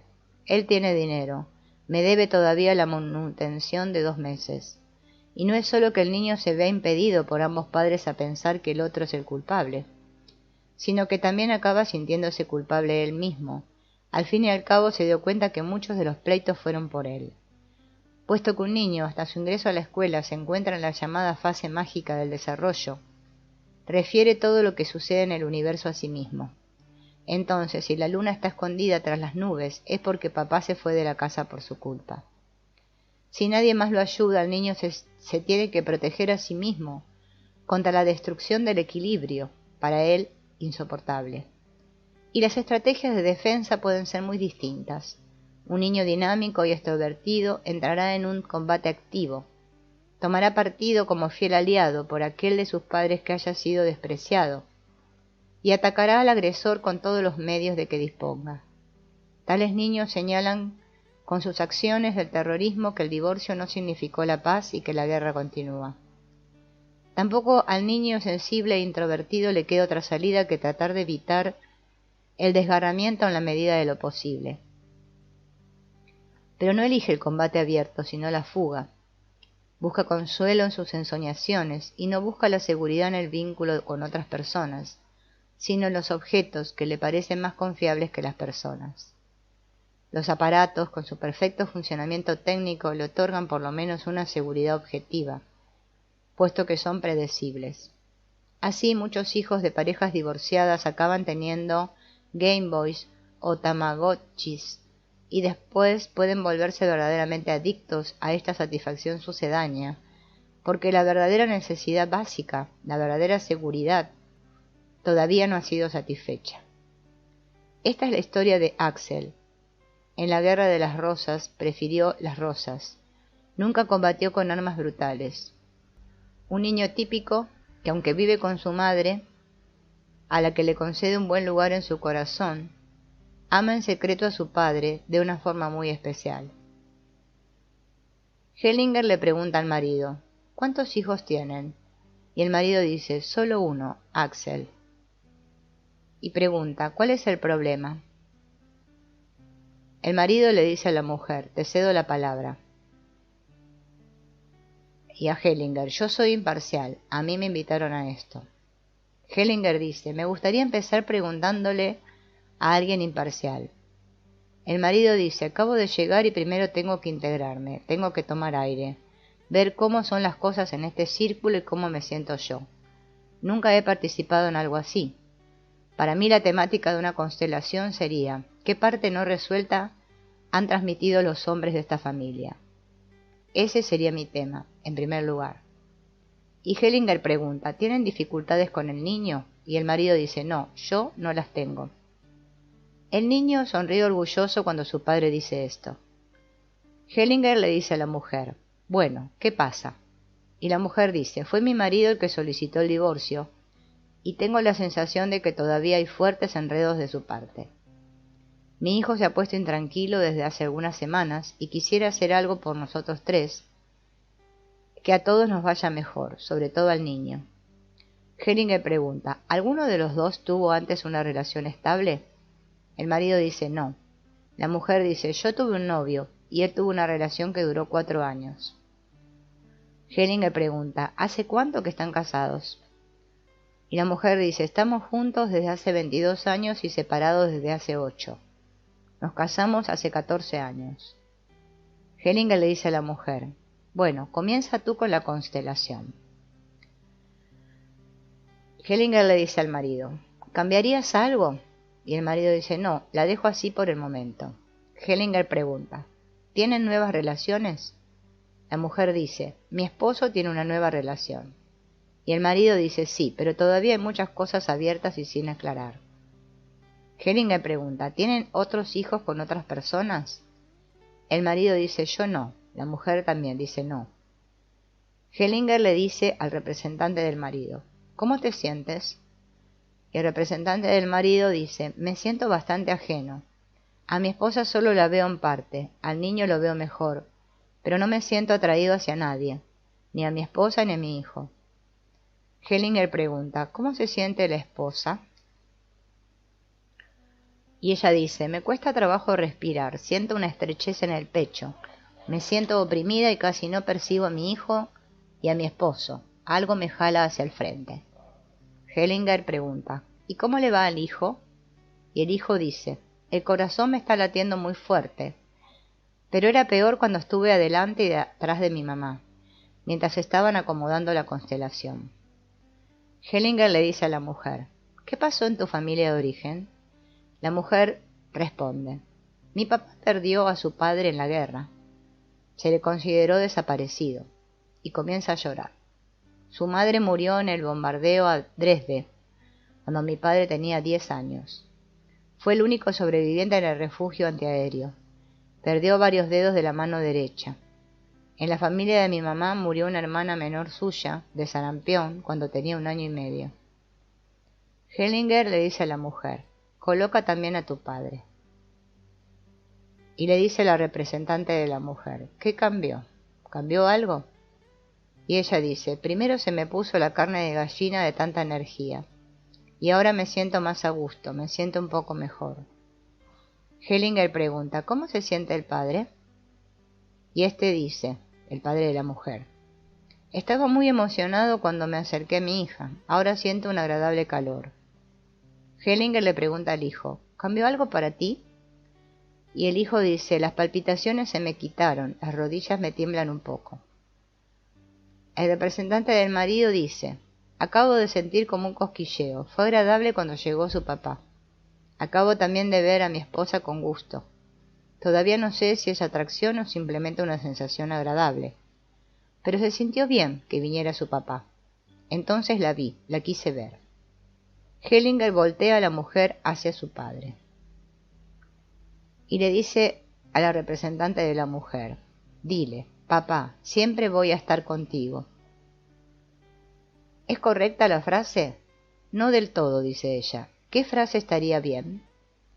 La mujer tiene un intenso contacto visual con el padre, respira profundamente y no responde.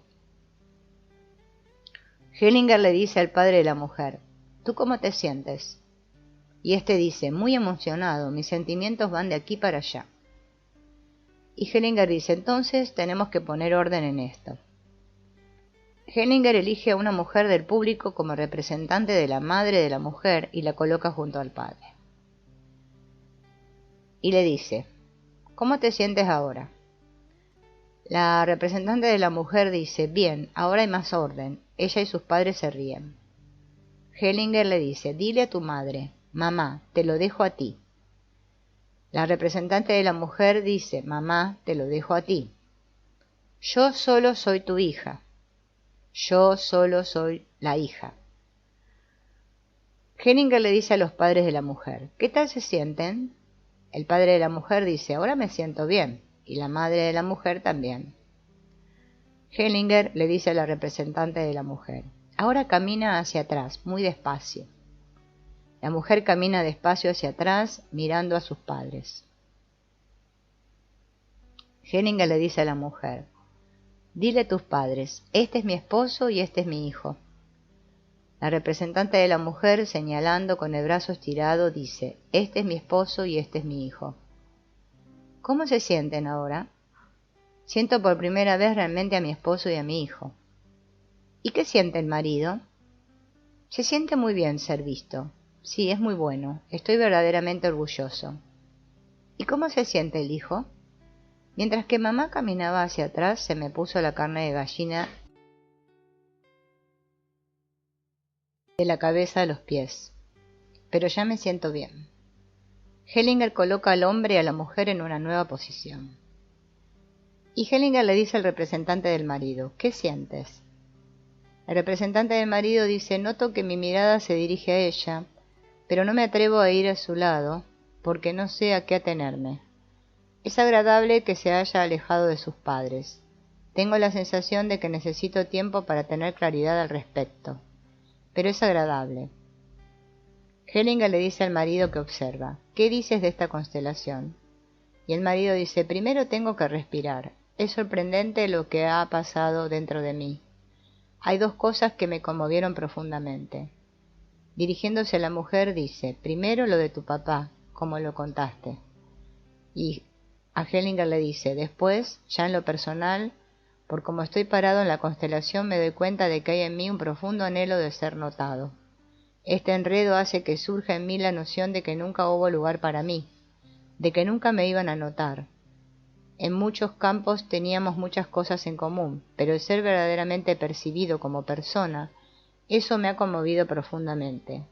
Ese es quizás el profundo anhelo que quedó.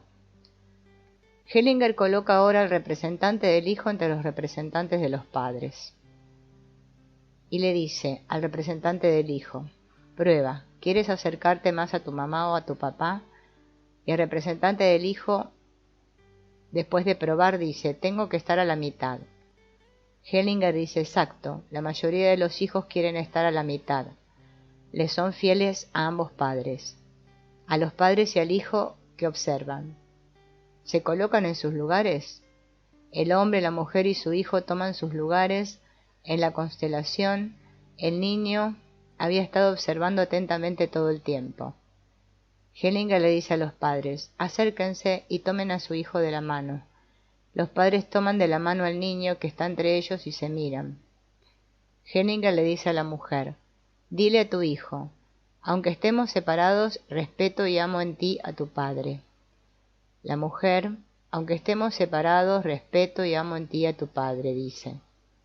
Hellinger le dice al hombre, y tú dile lo mismo, aunque estemos separados, respeto y amo en ti a tu madre. Ahora dile, siempre seré tu padre y tú mi hijo.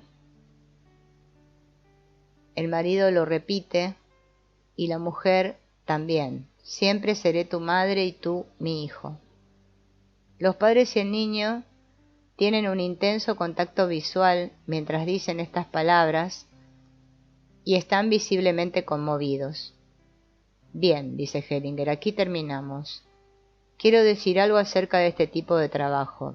En el clímax de la energía, la fuerza y el movimiento interno, hay que detenerse. Los padres y el niño están ahora en completa posesión de su conocimiento y de su amor.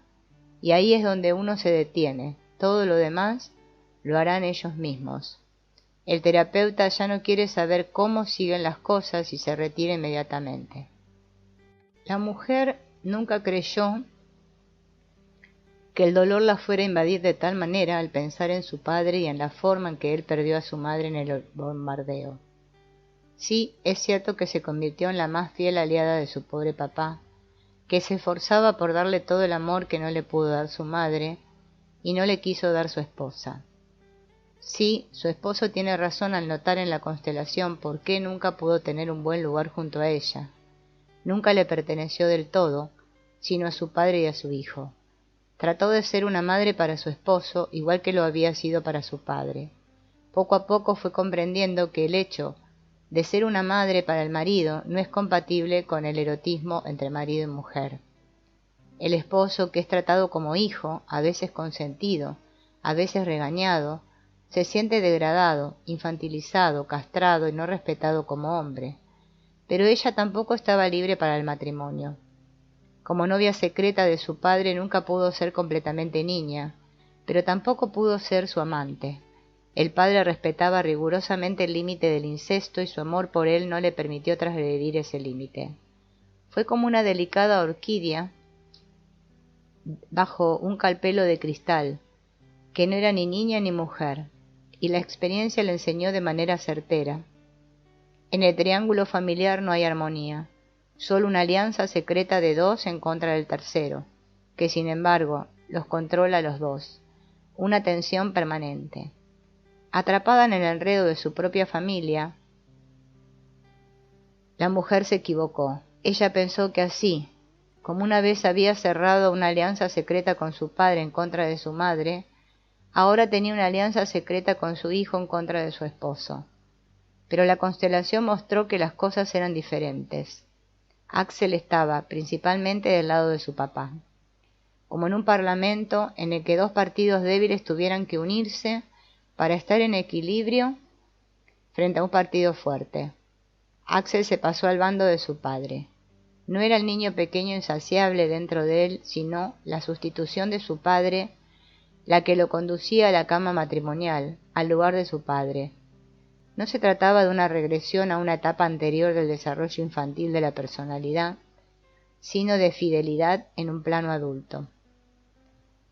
Cuando Axel ocupa el lugar en la cama de su padre para que ningún otro hombre lo ocupe, cuando preocupa una y otra vez a su madre y concentra toda su atención para que no tenga libertad para atender a nadie más, cuando trata de empequeñecer a su madre con palabras despectivas, lo hace por su padre, aunque no lo esté imitando. No, su padre nunca se expresaría como macho.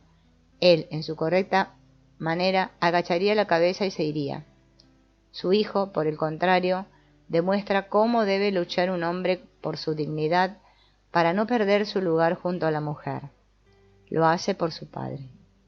Esto no se dijo en la constelación, pero bajo esta perspectiva, la conducta de Axel resultaba totalmente lógica. Como hijo fiel no podía hacer un mayor sacrificio por sus padres que renunciar a ser niño y vivir para los adultos. Las palabras «siempre seré tu padre y tú mi hijo», «respeto y amo en ti a tu madre» y «siempre seré tu madre y tú mi hijo», «respeto y amo en ti a tu padre», ofrecieron la solución definitiva. Le confirmaron al niño que su sacrificio no sería aceptado, porque los padres asumirían su responsabilidad como padres y le permitirían seguir siendo niño. Un niño que no tenía que apoyar a los otros, sino ser apoyado. Un niño que no tenía que estar al acecho, sino que podía confiar en lo que se le daba. Un niño que podía tomarlo todo y no tenía que dar nada para los adultos. Un niño que podía amar a sus dos padres. Inmediatamente después de la constelación, Axel abandonó sus vuelos nocturnos al nido, sin que se le tuviera que exhortar a ello o tratar con psicoterapia. Para él los días se volvieron más interesantes. Hasta entonces, llevarle la correspondencia a mamá había sido una cosa bastante aburrida. Con frecuencia eran solo folletos que tiraba a la basura. Las cartas del banco o de alguna institución eran inmediatamente reconocibles por la expresión indiferente o molesta en el rostro de mamá. Y así Axel inventó un juego de adivinanzas. Los sobres de Hacienda los reconocía él inmediatamente. Pero a esto se añadió una aventura totalmente nueva. Ahora, casi cada tercer día había una carta de papá. Para mamá, no para Axel. De vez en cuando, después de haber leído la carta, mamá le decía que papá lo había mandado saludar. Pero casi siempre solo sonreía y no decía una sola palabra. Una sonrisa similar apareció en su cara cuando, hace no mucho, al despedirse, papá lo abrazó. De alguna manera, pareció que lo abrazó por un tiempo demasiado largo. Fue raro, pero bonito. Hellinger le pregunta a la mujer que está sentada con su hijo junto a él: ¿Vienen los dos, nada más? La mujer dice: sí. ¿Eres casada? No, vivo sola con mis 3 hijos. ¿Qué número de hijo es este? Es el segundo. ¿Y dónde están los otros? En total tengo 3 hijos. Los 2 primeros son de mi primer esposo y el tercero es de otro hombre. La hija mayor se quedó sola en casa, la menor está con su padre. ¿Y dónde está el padre del niño? No quiso venir. ¿Están casados? Sí, estuvimos casados y nos divorciamos. ¿Por qué? Porque yo estaba embarazada por tercera vez y entonces apareció otra mujer. Eso me provocó un aborto y después de eso yo me quise divorciar. ¿Cómo puede eso provocar un aborto?, le pregunta Hellinger. Ella era mi mejor amiga. Yo sospechaba lo que estaba pasando, pero ellos lo negaban. Una mañana los sorprendí en la cama y me alteré muchísimo. No comí nada durante 3 días, y después de eso comenzaron las contracciones. ¿En qué mes de embarazo estabas? En el 4. Hellinger dice, me acordé de un chiste. Lo leí cuando estaba aprendiendo inglés. Un granjero escocés mira con su mujer a un cerdo muy gordo. La mujer dice, podríamos matar mañana al cerdo. Y él preguntó, ¿por qué? Y ella dijo, mañana son nuestras bodas de plata. El granjero entonces dijo, ¿y por qué habríamos de matar al pobre animal por algo que pasó hace 25 años? La mujer se ríe, insegura, y dice, no entendí bien el chiste. Hellinger le dice, es un chiste muy cruel. Estoy muy alterada. Hellinger dice, oh sí, fui muy macabro. ¿Cómo está el niño? Más o menos, digamos que a la mitad. O sea, está como cualquier niño normal, dice Hellinger. Sí. ¿Su padre se volvió a casar?, pregunta él. No, ahora vive con sus papás. ¿Con sus papás? Sí, con sus papás. Bueno, dice Hellinger, entonces vamos a constelar el sistema actual. Te necesitamos a ti, a tu esposo, a los 3 hijos de este matrimonio, el otro hombre y al 4.º hijo. ¿Te refieres también al tercero? Al tercero y al 4.º, ¿entendido? No del todo, dice la mujer. Bueno, vamos a empezar, dice Hellinger. La mujer elige representantes para todos los mencionados y al final vuelve a preguntar si de verdad debe constelar también al tercer niño abortado. Cuando Hellinger afirma, elige a un hombre para que lo represente. Hellinger señala al segundo hombre y le dice, entonces tu hija menor es de él. ¿Por qué no te casaste con él? La mujer dice, tenía dificultades con mis otros hijos. Bueno, eso es normal. La mujer dice, sencillamente no lo pudimos resolver juntos. Ahora tiene una nueva esposa. ¿Y tiene hijos con ella? No. Cuando un hombre y una mujer están casados y después se comienza una nueva relación, entonces uno de los hijos sustituirá a la pareja anterior. Le dice al público, ¿quién está sustituyendo aquí al primer hombre al esposo? Señala a la 4.ª hija, ella lo está sustituyendo. Es muy peligroso cuando una niña tiene que sustituir a un hombre. Pobre niña. La colocaste en el mismo lugar en el que el primero estuvo. ¿Cómo te sientes?, le pregunta al primer hombre. Y el primer hombre dice, algo dividido. Y señala hacia el frente, al niño muerto. Hacia allá siento algo así como culpa. Y hacia atrás hay agresión, una fuerte agresión. Hellinger le pregunta a la representante de la mujer, ¿cómo te sientes? Me siento sola. Casi no siento relación con nadie, un poco con mi 4.ª hija, pero en realidad tampoco. Hellinger le pregunta a la primera hija, ¿cómo te sientes? Me siento muy independiente. Y Hellinger dice, sin padres. La hija dice, sí, tengo que hacerlo todo sola, pero no es tan malo. Ahora Hellinger le pregunta al segundo hijo, ¿cómo te sientes? Yo siento que necesito a mi papá. Hellinger le pregunta al segundo hombre, ¿cómo te sientes? Y el segundo hombre dice, me siento mal, estoy temblando y sudando, y no sé a dónde pertenezco o quién me pertenece a mí. Hellinger señala a la 4.ª hija y le pregunta, ¿cómo te sientes? La 4.ª hija dice, todo esto es demasiado para mí. Entonces Hellinger conduce a la 4.ª hija hacia su padre y la coloca a su lado izquierdo. La representante sonríe aliviada. Hellinger le dice a la 4.ª hija, ¿y ahora cómo te sientes en ese lugar? Mejor, dice la niña. Hellinger dice, ese es el único lugar correcto. A la mujer le dice, naturalmente tiene que ir con su padre. Alguna vez escribió un pequeño aforismo que dice, un poco de pecado favorece la virtud. La mujer se ríe. Y Hellinger pregunta, ¿qué hubiera pasado si le hubieras permitido a tu esposo pecar un poco? La mujer traga saliva y se encoge de hombros.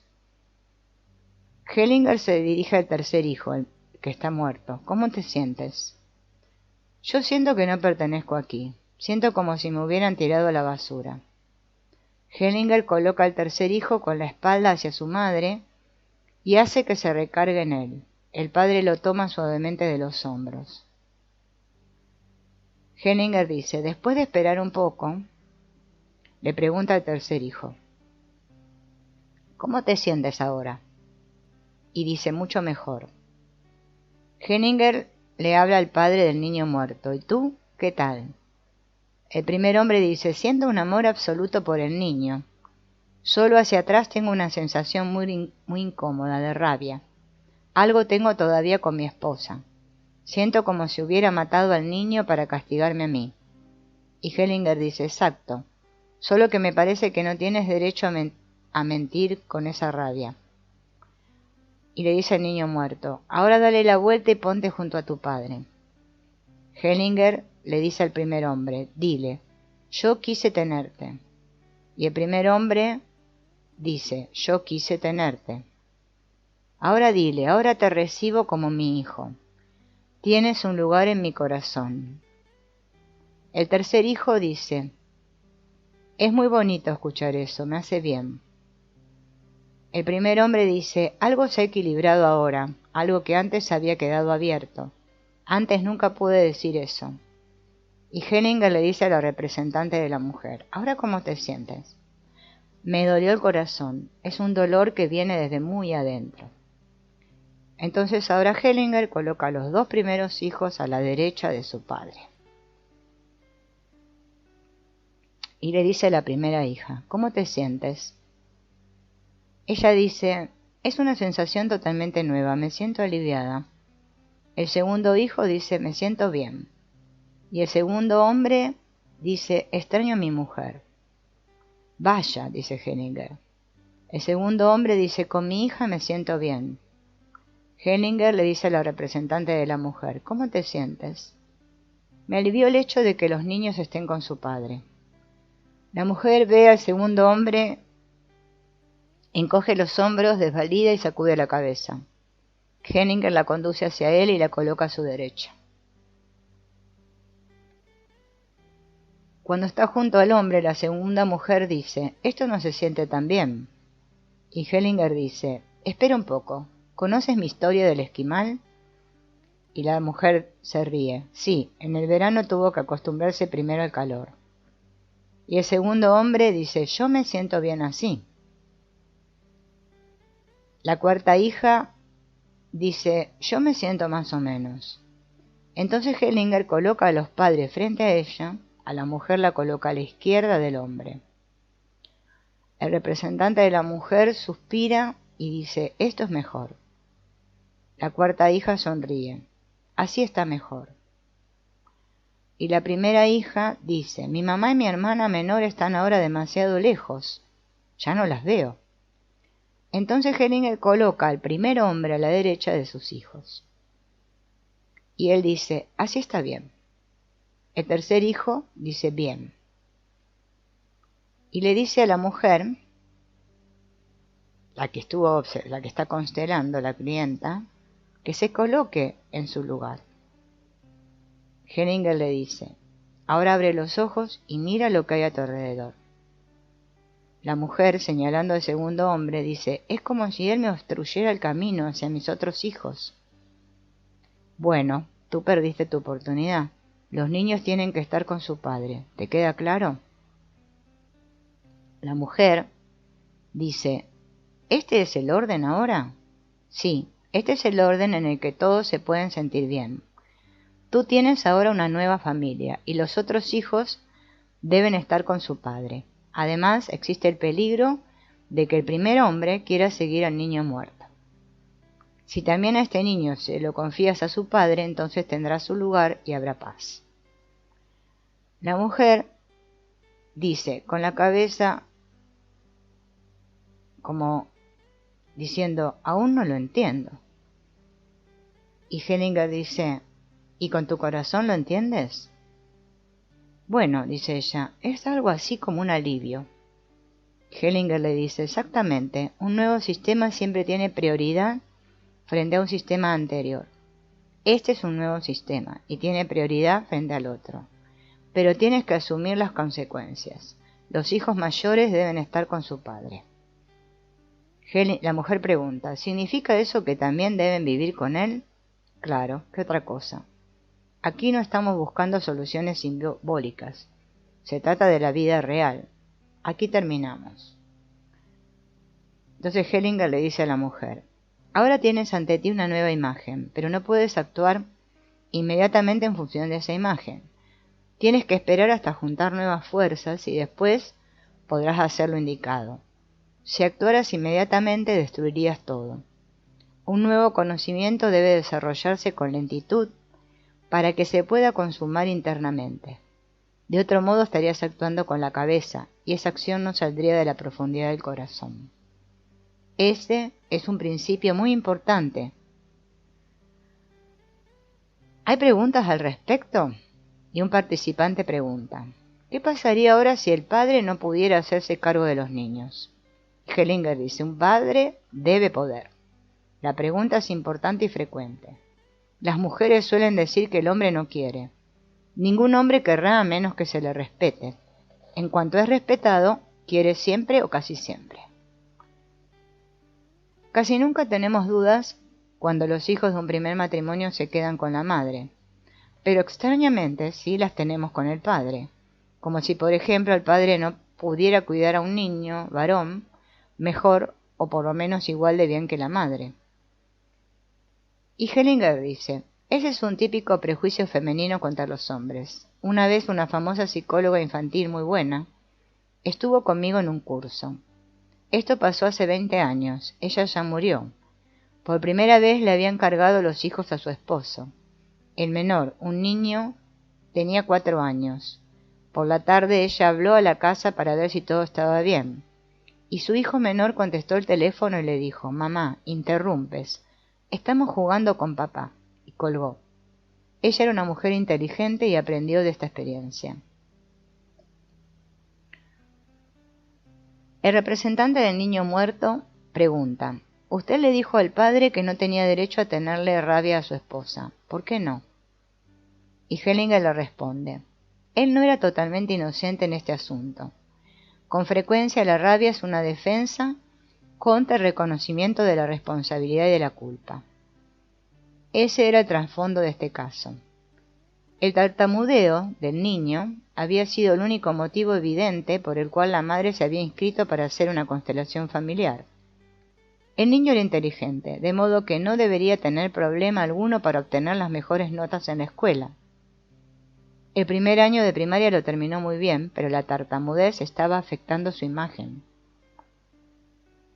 No era para asombrarse, entonces, que se hubiera vuelto agresivo y peleonero.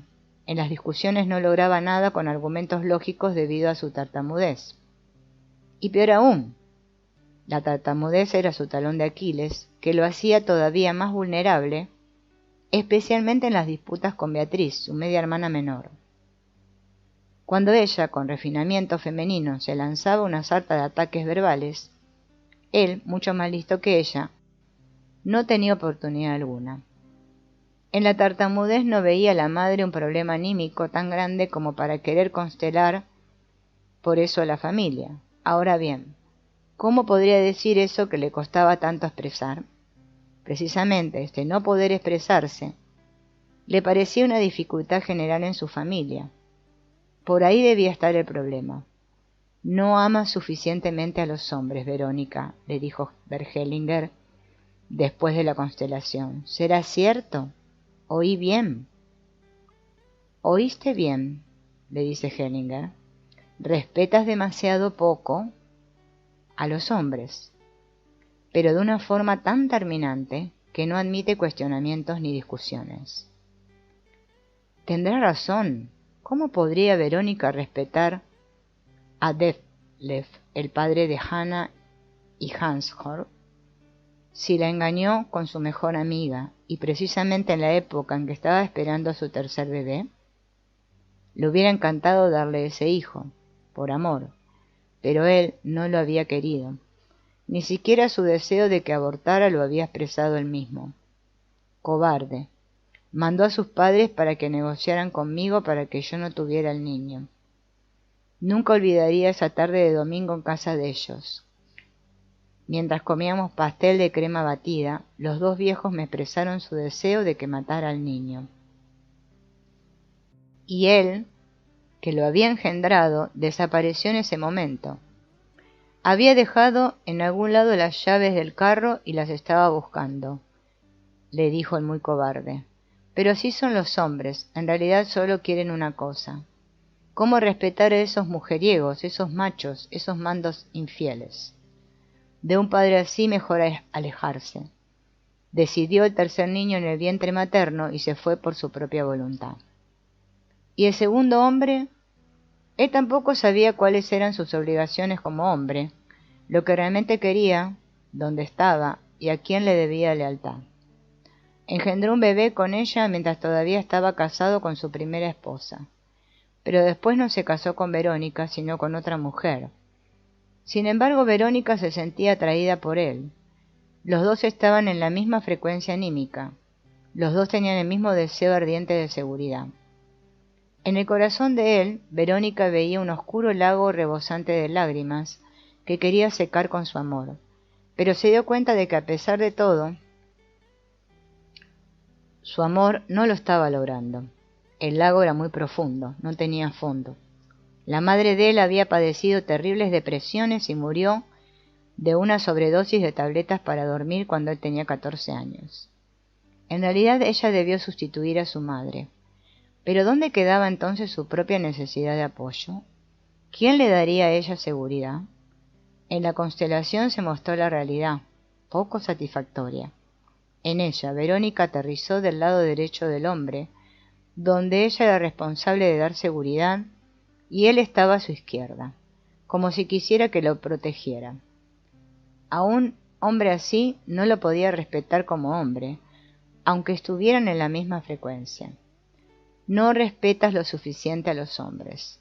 Esa frase resuena una y otra vez en sus oídos, y Verónica no puede dejar de escucharla. Tiene frente a sus ojos la imagen de la constelación de su familia y cómo los constelados tuvieron sensaciones tan cercanas a la realidad. La imagen abre cada vez más pequeñas puertas secretas. ¿Podía ser que tampoco respetara a su hijo, ese pequeño hombrecito? ¿Qué estaba pasando cuando él empezó a tartamudear? Hansjörg apenas tenía 3 años. Era maduro para su edad y hablaba mucho. Siempre preguntaba por qué sucedía todo. Y no solo para mantener ocupada a mamá, sino porque realmente tenía que saber las cosas. Tenía que saber a cómo diera lugar. El pequeño gran yo no tolera demoras. Pero mamá no lo escuchaba. Le estaba gritando a papá. ¿Por qué él no le decía nada? ¿Por qué precisamente ahora se quedaba callado, si siempre tenía algo que decir? Hansjörg, levanta ese leño. Hansjörg, ven para aquí inmediatamente. Hansjörg, ¿qué te acabo de decir? Repítelo. Y ahora papá, tan grande, estaba en silencio. Solo mamá hablaba y hablaba. Hansjörg sentía que él tendría que hablar por papá, ya que él no lo hacía. Tendría que rebelarse contra mamá, rebelarse por papá. Debería decir las muchas palabras que papá callaba. No tienes derecho, mamá. Porque papá es bueno. Pero, le faltaban las palabras, le faltaba el aire. Mamá, quisiera tanto ir contigo, pero me tengo que alejar de ti por papá. De acá para allá, de allá para acá. Cómo se aceleraba su respiración mientras inhalaba y exhalaba. ¡Qué horror! No puedo decir una sola palabra. En lugar de eso hablo con mis puños. Golpeo con ellos el muslo de mi mamá y hago que se enoje. Mamá me mira con compasión. La compasión es lo peor en todo esto. Mierda. Y en ese mismo momento mamá se toca el vientre. De sus labios escapa un gemido y por sus piernas escurre sangre, que forma un charco a sus pies. Fue mi culpa. Fui muy malo contigo.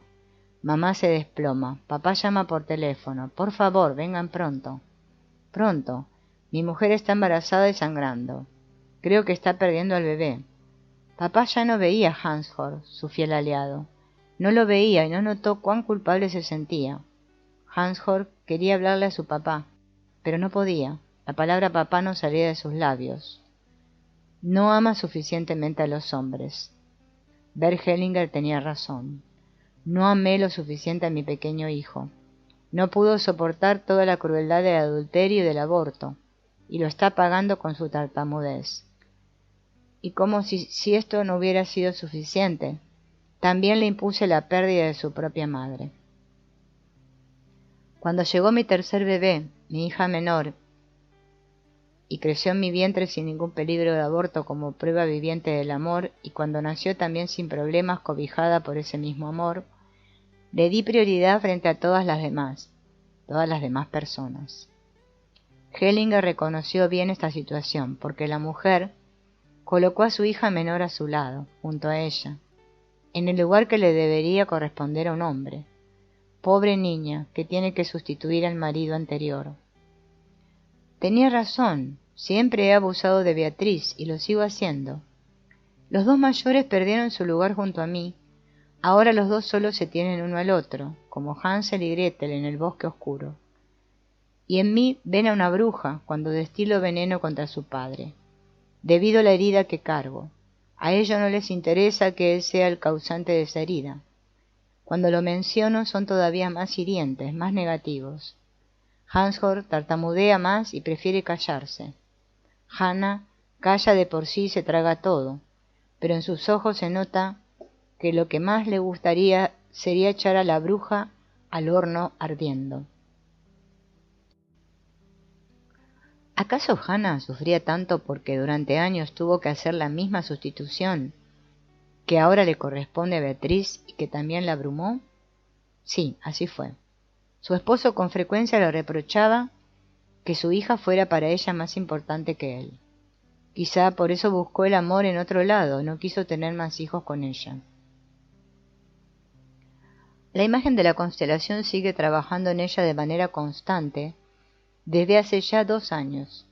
Tiene el efecto de un rayo láser, penetra capa por capa hasta llegar al foco del incendio.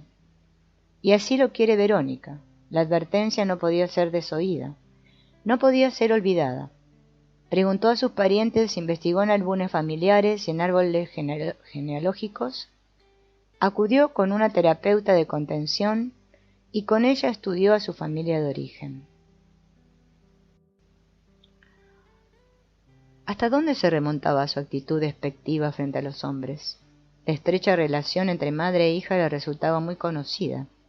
La imagen tenía la fuerza de un sueño recurrente del cual es imposible despertar. Ella, la mayor, y su hermano menor con su madre, uno de sus primeros recuerdos. Tiene 6 o 7 años no más.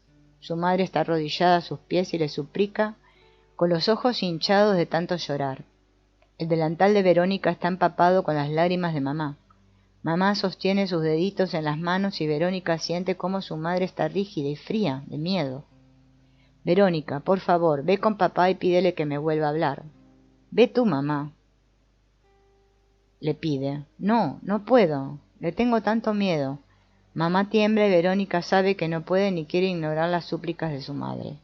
Tiene que ayudarla, porque mamá sola no puede. Otra imagen. Verónica va a buscar a su padre porque mamá se lo pidió. Hace 2 días que no llega a casa sin haber avisado. En la noche su cama se queda vacía. Lo busca en todos los graneros y en todos los talleres. Va a la hostería, va con los vecinos. Y mira, aquí está papá, sentado a la mesa de la cocina platicando alegremente con la gorda señora Wenck, que siempre se ríe tan fuerte. Los dos están contentos, relajados. Nunca lo había visto así. También él ríe fuertemente. ¡Qué raro! Tanta alegría en un cuarto oscuro. Las persianas están bajas en las 2 ventanas, a pesar de que todavía es de día. Hay una botella sobre la mesa y un cenicero lleno de colillas. La llegada de Verónica pone fin a sus risas. ¿Se te olvidó cerrar?, le pregunta la señora Wenk a papá. La cosa está cada vez más rara. ¿Qué tiene que hacer papá con la halle de la señora Wenk? Y papá aprieta a Verónica entre sus rodillas y le dice: mi querida niña, nunca le vayas a decir a mamá, ¿me oyes? Nunca, que me viste aquí.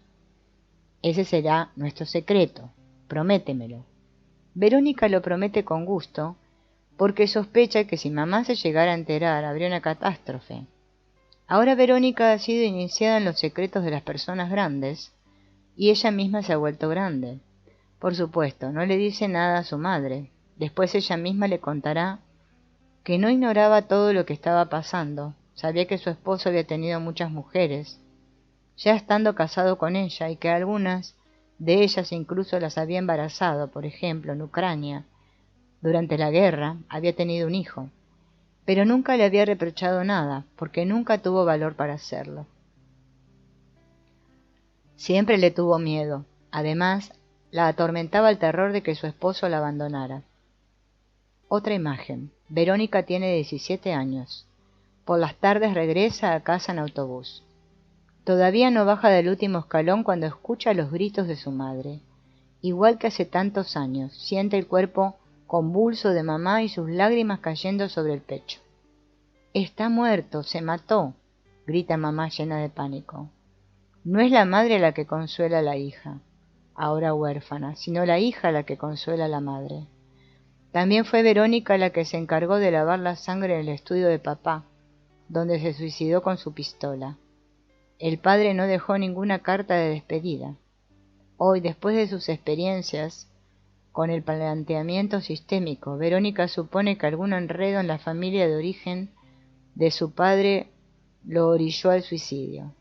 Pero entonces buscaba ansiosa cualquier pista que le pudiera ofrecer alguna explicación para el terrible suicidio de papá. En el pueblo se dijo que había empezado a tener problemas de impotencia sexual y que ya no podía tener tantas mujeres como antes. Lo mismo dijeron los parientes. La vida ya no era divertida. Además se sumó su jubilación. Era demasiado presumido para renunciar a su posición de jefe de la empresa. La mamá de Verónica prefería esta última interpretación. En todo caso, todas estas explicaciones contenían un fuerte elemento de desprecio, un mujeriego fracasado, un tenorio castrado y un macho degradado. Entonces de ahí nacía la desconfianza hacia los hombres amados, y por eso Verónica no podía amarlos totalmente. Ahora, Verónica se explicaba también la susceptibilidad y vulnerabilidad con la que reaccionó la infidelidad de su marido. Pero ¿de dónde provenía ese coraje acumulado contra los hombres que Verónica desahogaba con su hiriente mordacidad? Al hacerlo tenía la sensación de no ser ella misma y de estarse observando desde fuera de su cuerpo. Con la ayuda de su terapeuta, que continuó lo que Bert Hellinger había iniciado, Verónica comprendió que estaba asumiendo los sentimientos de su madre, los sentimientos que nunca se atrevió a expresarle a su esposo. Bert Hellinger habla en estos casos de un doble desplazamiento. Por un lado, los sentimientos maternos se desplazan hacia la hija. Por otro, no es el padre el receptor de estos sentimientos, sino el marido de Verónica. El pobre marido, que tenía que soportar la rabia dirigida al suegro que nunca conoció. Capa por capa, la rabia fue desmontada y revisada. Entonces era por su madre que Verónica estaba expresando estos sentimientos. Era a su madre a quien cuidaba y a quien se encargaba de resolverle los problemas. De ella, su madre esperaba protección y consuelo. Ella fue una madre para su madre, una hija parentificada, como se dice en la jerga profesional. Verónica lo hizo por amor sacrificó a la niña dentro de ella, porque ni siquiera su padre la consideraba una niña. Tenía un gran respeto por ella, también respetaba su intimidad y nunca la acarició. a pesar de que sentía una inclinación especial por ella, más que por sus dos hermanos menores, a los que podía acariciar sin problemas.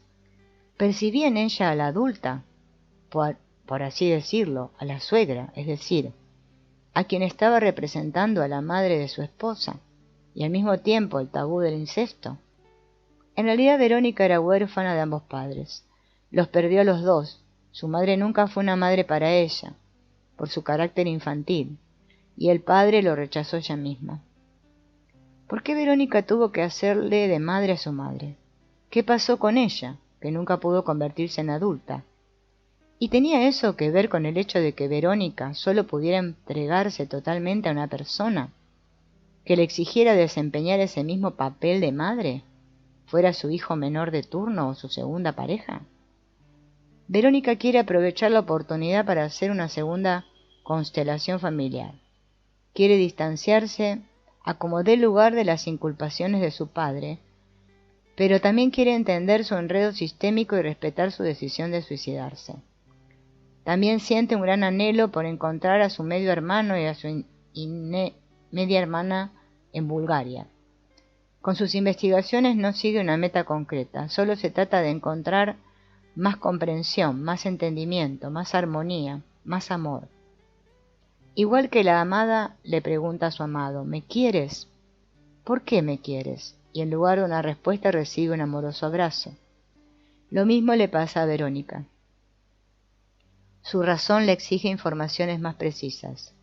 Pero antes de que la razón pueda contestar estas preguntas planteadas por su cabeza, su corazón, dispuesto al amor, le está dando la respuesta redentora.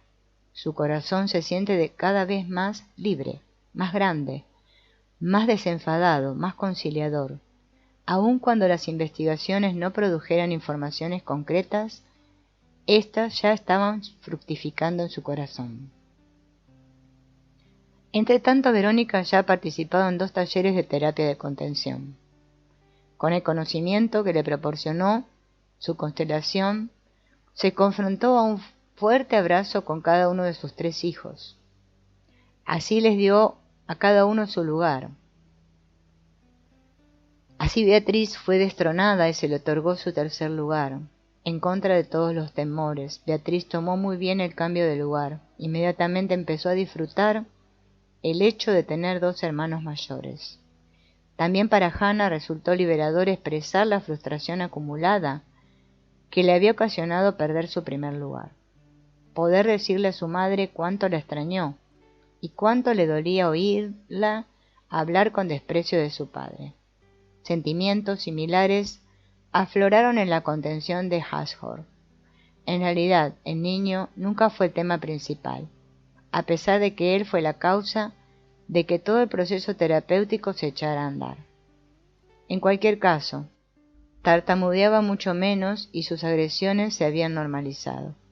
Los 2 niños mayores veían frecuentemente a su padre. Él se ocupaba de ellos con gran amor y responsabilidad, y también estaba empezando a respetar a Verónica. Los niños seguramente se alegrarían si hubiera una reunión familiar.